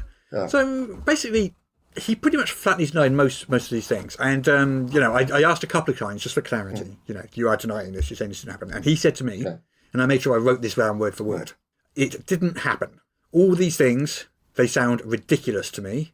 I don't even know what's going on, and I'm offended. There we go. Okay. So that was his response. Basically, denied it. He says it didn't happen. Says he's offended. I mean, and that's, just to be really clear, this is all we can do. So we are like a news kind of show. We're report what people reporting. have said, So we're reporting. One person said this, the other person said something different, and so and we are not either of those people, and we were not there in any of those situations, so we can't really say anything else beyond that. So that's why I'm being quiet right now. If people are wondering why, it's because I can only quote both sides of what both sides say. And provide you with that. Yeah, it's like with the Netflix stuff. We could only report what was said in each of the filings. Maybe both filings were full of truths. Maybe both filings were full of falsehoods. I don't know. Yeah, everything beyond that would be us guessing. And I'm trying not to... into serious matters to wildly speculate. Yeah. As opposed to what game designers are thinking, which I feel is a different matter. Yeah, so I don't want to speculate about any of this because these are people's lives. Yeah, these are people's lives. So I'm not going to speculate, but we're definitely going to tell you what they said to us. But anyway. Yeah. But anyway, he also talked to me quite at length of his work with Amazon's DEI, Diversity, Equality and Inclusion Program. How he headed up that team, how proud he was of it and so forth. So he talked at length about that as well. There were a few other bits and pieces. There was a slideshow shown at a meeting. But this is some ex-staffers' regretted attrition or unregretted attrition. I'm sorry, regretted and unregretted attrition for staff members. Yep. So okay. I asked him about this also. Okay, yeah. What did he say? Did this happen? Did you know? And he said, yes, that did happen. I see. But he said this is actually a technical term, which refers to those whose departure harms the company as opposed to those who don't. And the example he used to me was, if someone leaves and they're the only person that knows the password to something, they'd be regretted attrition. But if someone leaves but they're multi-threaded, was the term he used, but were a great employee but weren't vital to any particular thing, then they'd be unregretted attrition, was how he defined it. He says that's what those terms mean. Right. And I googled that because I was like, I've never heard that. That's not actually untrue. That does appear to be the case. These are technical terms used in corporate environments. What you not usually do is you don't bring them out in staff meetings. Put slideshows up. Leadership issues is going to get a lot of use here, I feel, because that feels like a real leadership issue, kind of that sort of thing, because these are people's co-workers and colleagues. Yeah. You know what? Even if everyone absolutely hated that person, right? It's still really, really rude to put that about them. I mean, sure, it's got a technical definition, whatever, but saying it in a meeting is almost like sort of a social space that they are unregretted. Well, clearly the people in that meeting didn't come away with the knowledge that that's a technical definition, because they told me they felt extremely uncomfortable with it. Yeah. Wow. Goodness. Anyway, sorry. Anyway. We digress. Yeah. But I want to say something else, though, about him. I heard other stories from people about how he would cover staff's emergency expenses, like medical bills or rent, out of his own pocket, not from the company expenses, during the pay furlough. And things like that. Yeah. When people talk of a family environment at work, and often that's a bit of a red flag, because it basically means free labour. I can expect things from you up until the point where I've decided you're not family. So it is generally a bit of a red flag. But some of the remaining staff there did actually speak of this and did say it does kind of feel like a family environment. So I want to say it feels like sometimes, and I wrote this in the article, it sounded like I was hearing about two different people, and I was having trouble reconciling these two different people with the same person, because And for me, I think it was kind of like his background, his sort of like background with Amazon Web Services and corporate marketing and venture fundraising, just wasn't a good fit for the culture of a small tabletop gaming company. Yeah. And that's where the issues kind of arose. Significant clash of cultures. Yeah. Like I can imagine that he worked at companies where these sorts of things were just normal, accepted. I mean, like people know what it means. People are okay with it. A lot of these things that I read and saw do not surprise me because I've worked in the games industry for long time now. A while. I've freelanced at a lot of different companies, so I've got to flit in and see lots of different things, and I've got friends who've done the same things. And a lot of these things here do not surprise me because a lot of these things happen in tabletop game companies because a lot of people work in tabletop games companies that are really passionate about making games that necessarily haven't run businesses, run teams, run companies before, and so there can be bad leadership and management. And it doesn't mean that these people are bad, evil people. No, I'm saying that. That just because I think sometimes people online, conflate that, but I think you can make really bad management decisions, and working in tabletop games is really stressful on the business side of it because it's not an easy way to make money. And so you're having to make difficult. It's not. It's do like. Do you want to make a big part of money, a small part of money? Welcome to tabletop games. Exactly. So it can be really stressful, especially when you are the CEO and they're running a company and you know that there's staff and people depending on you and you're trying to make everything work. So the stress and the pressure that can lead you to making bad decisions and making thoughtless things. Like a lot of these things, on this list and complaints about toxic work culture, I think can be done out of thoughtlessness instead of malice. Oh yeah, that ignorance. But I'm not surprised to see it because it happens. I see things like this happening a lot in the games industry, and I think a lot of people that have worked in the industry will have similar stories to this. So I think this article was interesting to me. I know I'm taking it away a bit. It's interesting to me because it echoes a lot of other experiences that other people have. It feels like maybe he's got blind spots and he doesn't know that he has blind spots and hasn't really done the work to find out where they are and start stressing them. I mean, like life is busy, life is hard. I mean, it's all ongoing projects. And like I said, in person, you came across to me as a likeable, charismatic person. Not. You'd have to be very likeable to convince me to work for free for 2 months with no pay. So good to know. Yeah. So. There's staff still at Evil Genius, and so I spoke to those. Generally, they play down these issues. Some of them just said they don't know anything about Web3 stuff and didn't really have anything to say about that. Others said that they kind of feel like they've been betrayed by the people who left, which I thought was strong. But one did directly acknowledge the issues. I don't want to say who, but one did and talked about eroded trust, dysfunction, poor management, interpersonal skills and things like that. And said that they could see why people felt unappreciated, overworked, abused and mistreated. They understood that. Wow, okay. But put that down to communication issues and... clash of culture. Clash of culture, yeah. So... It feels like a real divide between the people who worked in startups and sort of had their expectations accordingly. Yeah. I mean, I do know that they're now sending out lawyers' letters to people. Okay. When you're saying they... Evil Genius are sending lawyers' letters to their former members of staff? Yes. Okay. Yes. Why? Because of the things they've been saying online. Okay. And is two different things. One is confidentiality. The other is, libel, I guess. And I guess that's why people didn't want to be quoted by name in their quotes in the article that you wrote on EN. Yeah, I mean, they right from the start, they did cite fear of reprisal as being their primary concern. So there we go. That's kind of the situation as it is now. So I put that article up. Evil Genius is going ahead into this year. They've got a smaller team. They've scaled down their ambitions, but that my hope is that this just helps just improve the culture there and to re-emerge with a better company for it. Yeah. Is my hope for that. Oh, so all we can say with certainty is that Evil Genius has a public statement saying they will not use these, quote, web-free, unquote, technologies. Yeah, I mean, they are continuing to phrase it in terms of technology. They put a letter to the community out the other day.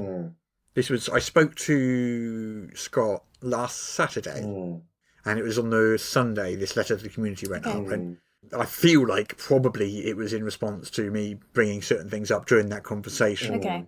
But again, it turns like all these ethical issues is very much framed in terms of technology. So basically, that's how it's being framed. Okay. It's a technological misunderstanding, and that the code of ethics that the technological code of ethics solves all that is kind of how it's being framed there. Okay, so the technological code of ethics is essentially their written public promise to not use the Web3 stuff. Yeah. Right. Okay. Well, that's something. I mean, I personally own the business of personality change, day job. So I do believe people can change. I mean, so I guess we'll just have to see how they go on. Much smaller, and certainly will be struggling to attract further investment, I would have thought. I was told, Scott did tell me he was currently involved in another fundraising round. Okay, well, like he's got 6 employees to look after and keep getting paid, so in that respect, best of luck to him. Yeah. That's basically it. That's the story. That's the story as it is so far. Right. And if people prefer to read and digest it, of course, they're all written out on EN World in an article. So if people want clarifications about this conversation, it's all written there. Yeah. Anyway, this is shaping up to be an extra bumper, huge episode. So it is a long one. Yeah. So we should probably wrap. But I think it was worth it. Yeah, it was worth it to talk through what was going on and what happened. Yeah, and all the people that have walked away are no longer working there. I hope that they find new jobs that they enjoy or projects and work, and look forward to see what they do with their careers. I mean, to all the employees, present and former, our very best wishes. Yeah, I think one of the other reasons for wanting to remain anonymous is that being a whistleblower, essentially, can be damaging to your career. Oh, 100%. I've had some experiences in the games industry that I will not talk about publicly ever, because I'm like, do you know what? I don't know how I come out of that looking like a good person. But yeah. Okay. Yeah. There we go. Right. How are we done? Yes. We've All covered. Right. So. We'll be back next week. Should we do a more light-hearted topic next week? Well, yes, let's do something nice and chill. Okay, let's talk about pets in tabletop role-playing games. I'm listening. Yeah. Okay. All right. I'll catch you later. Bye-bye.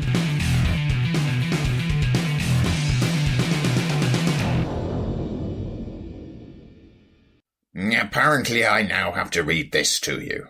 This is the official podcast of Morrus's unofficial tabletop RPG news, which you can find at enworld.org.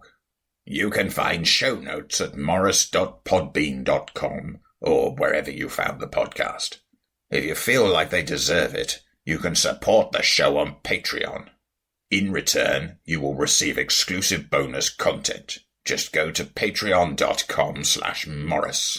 If you're interested in his babbling nonsense, you can follow at Morrus on the Twitter.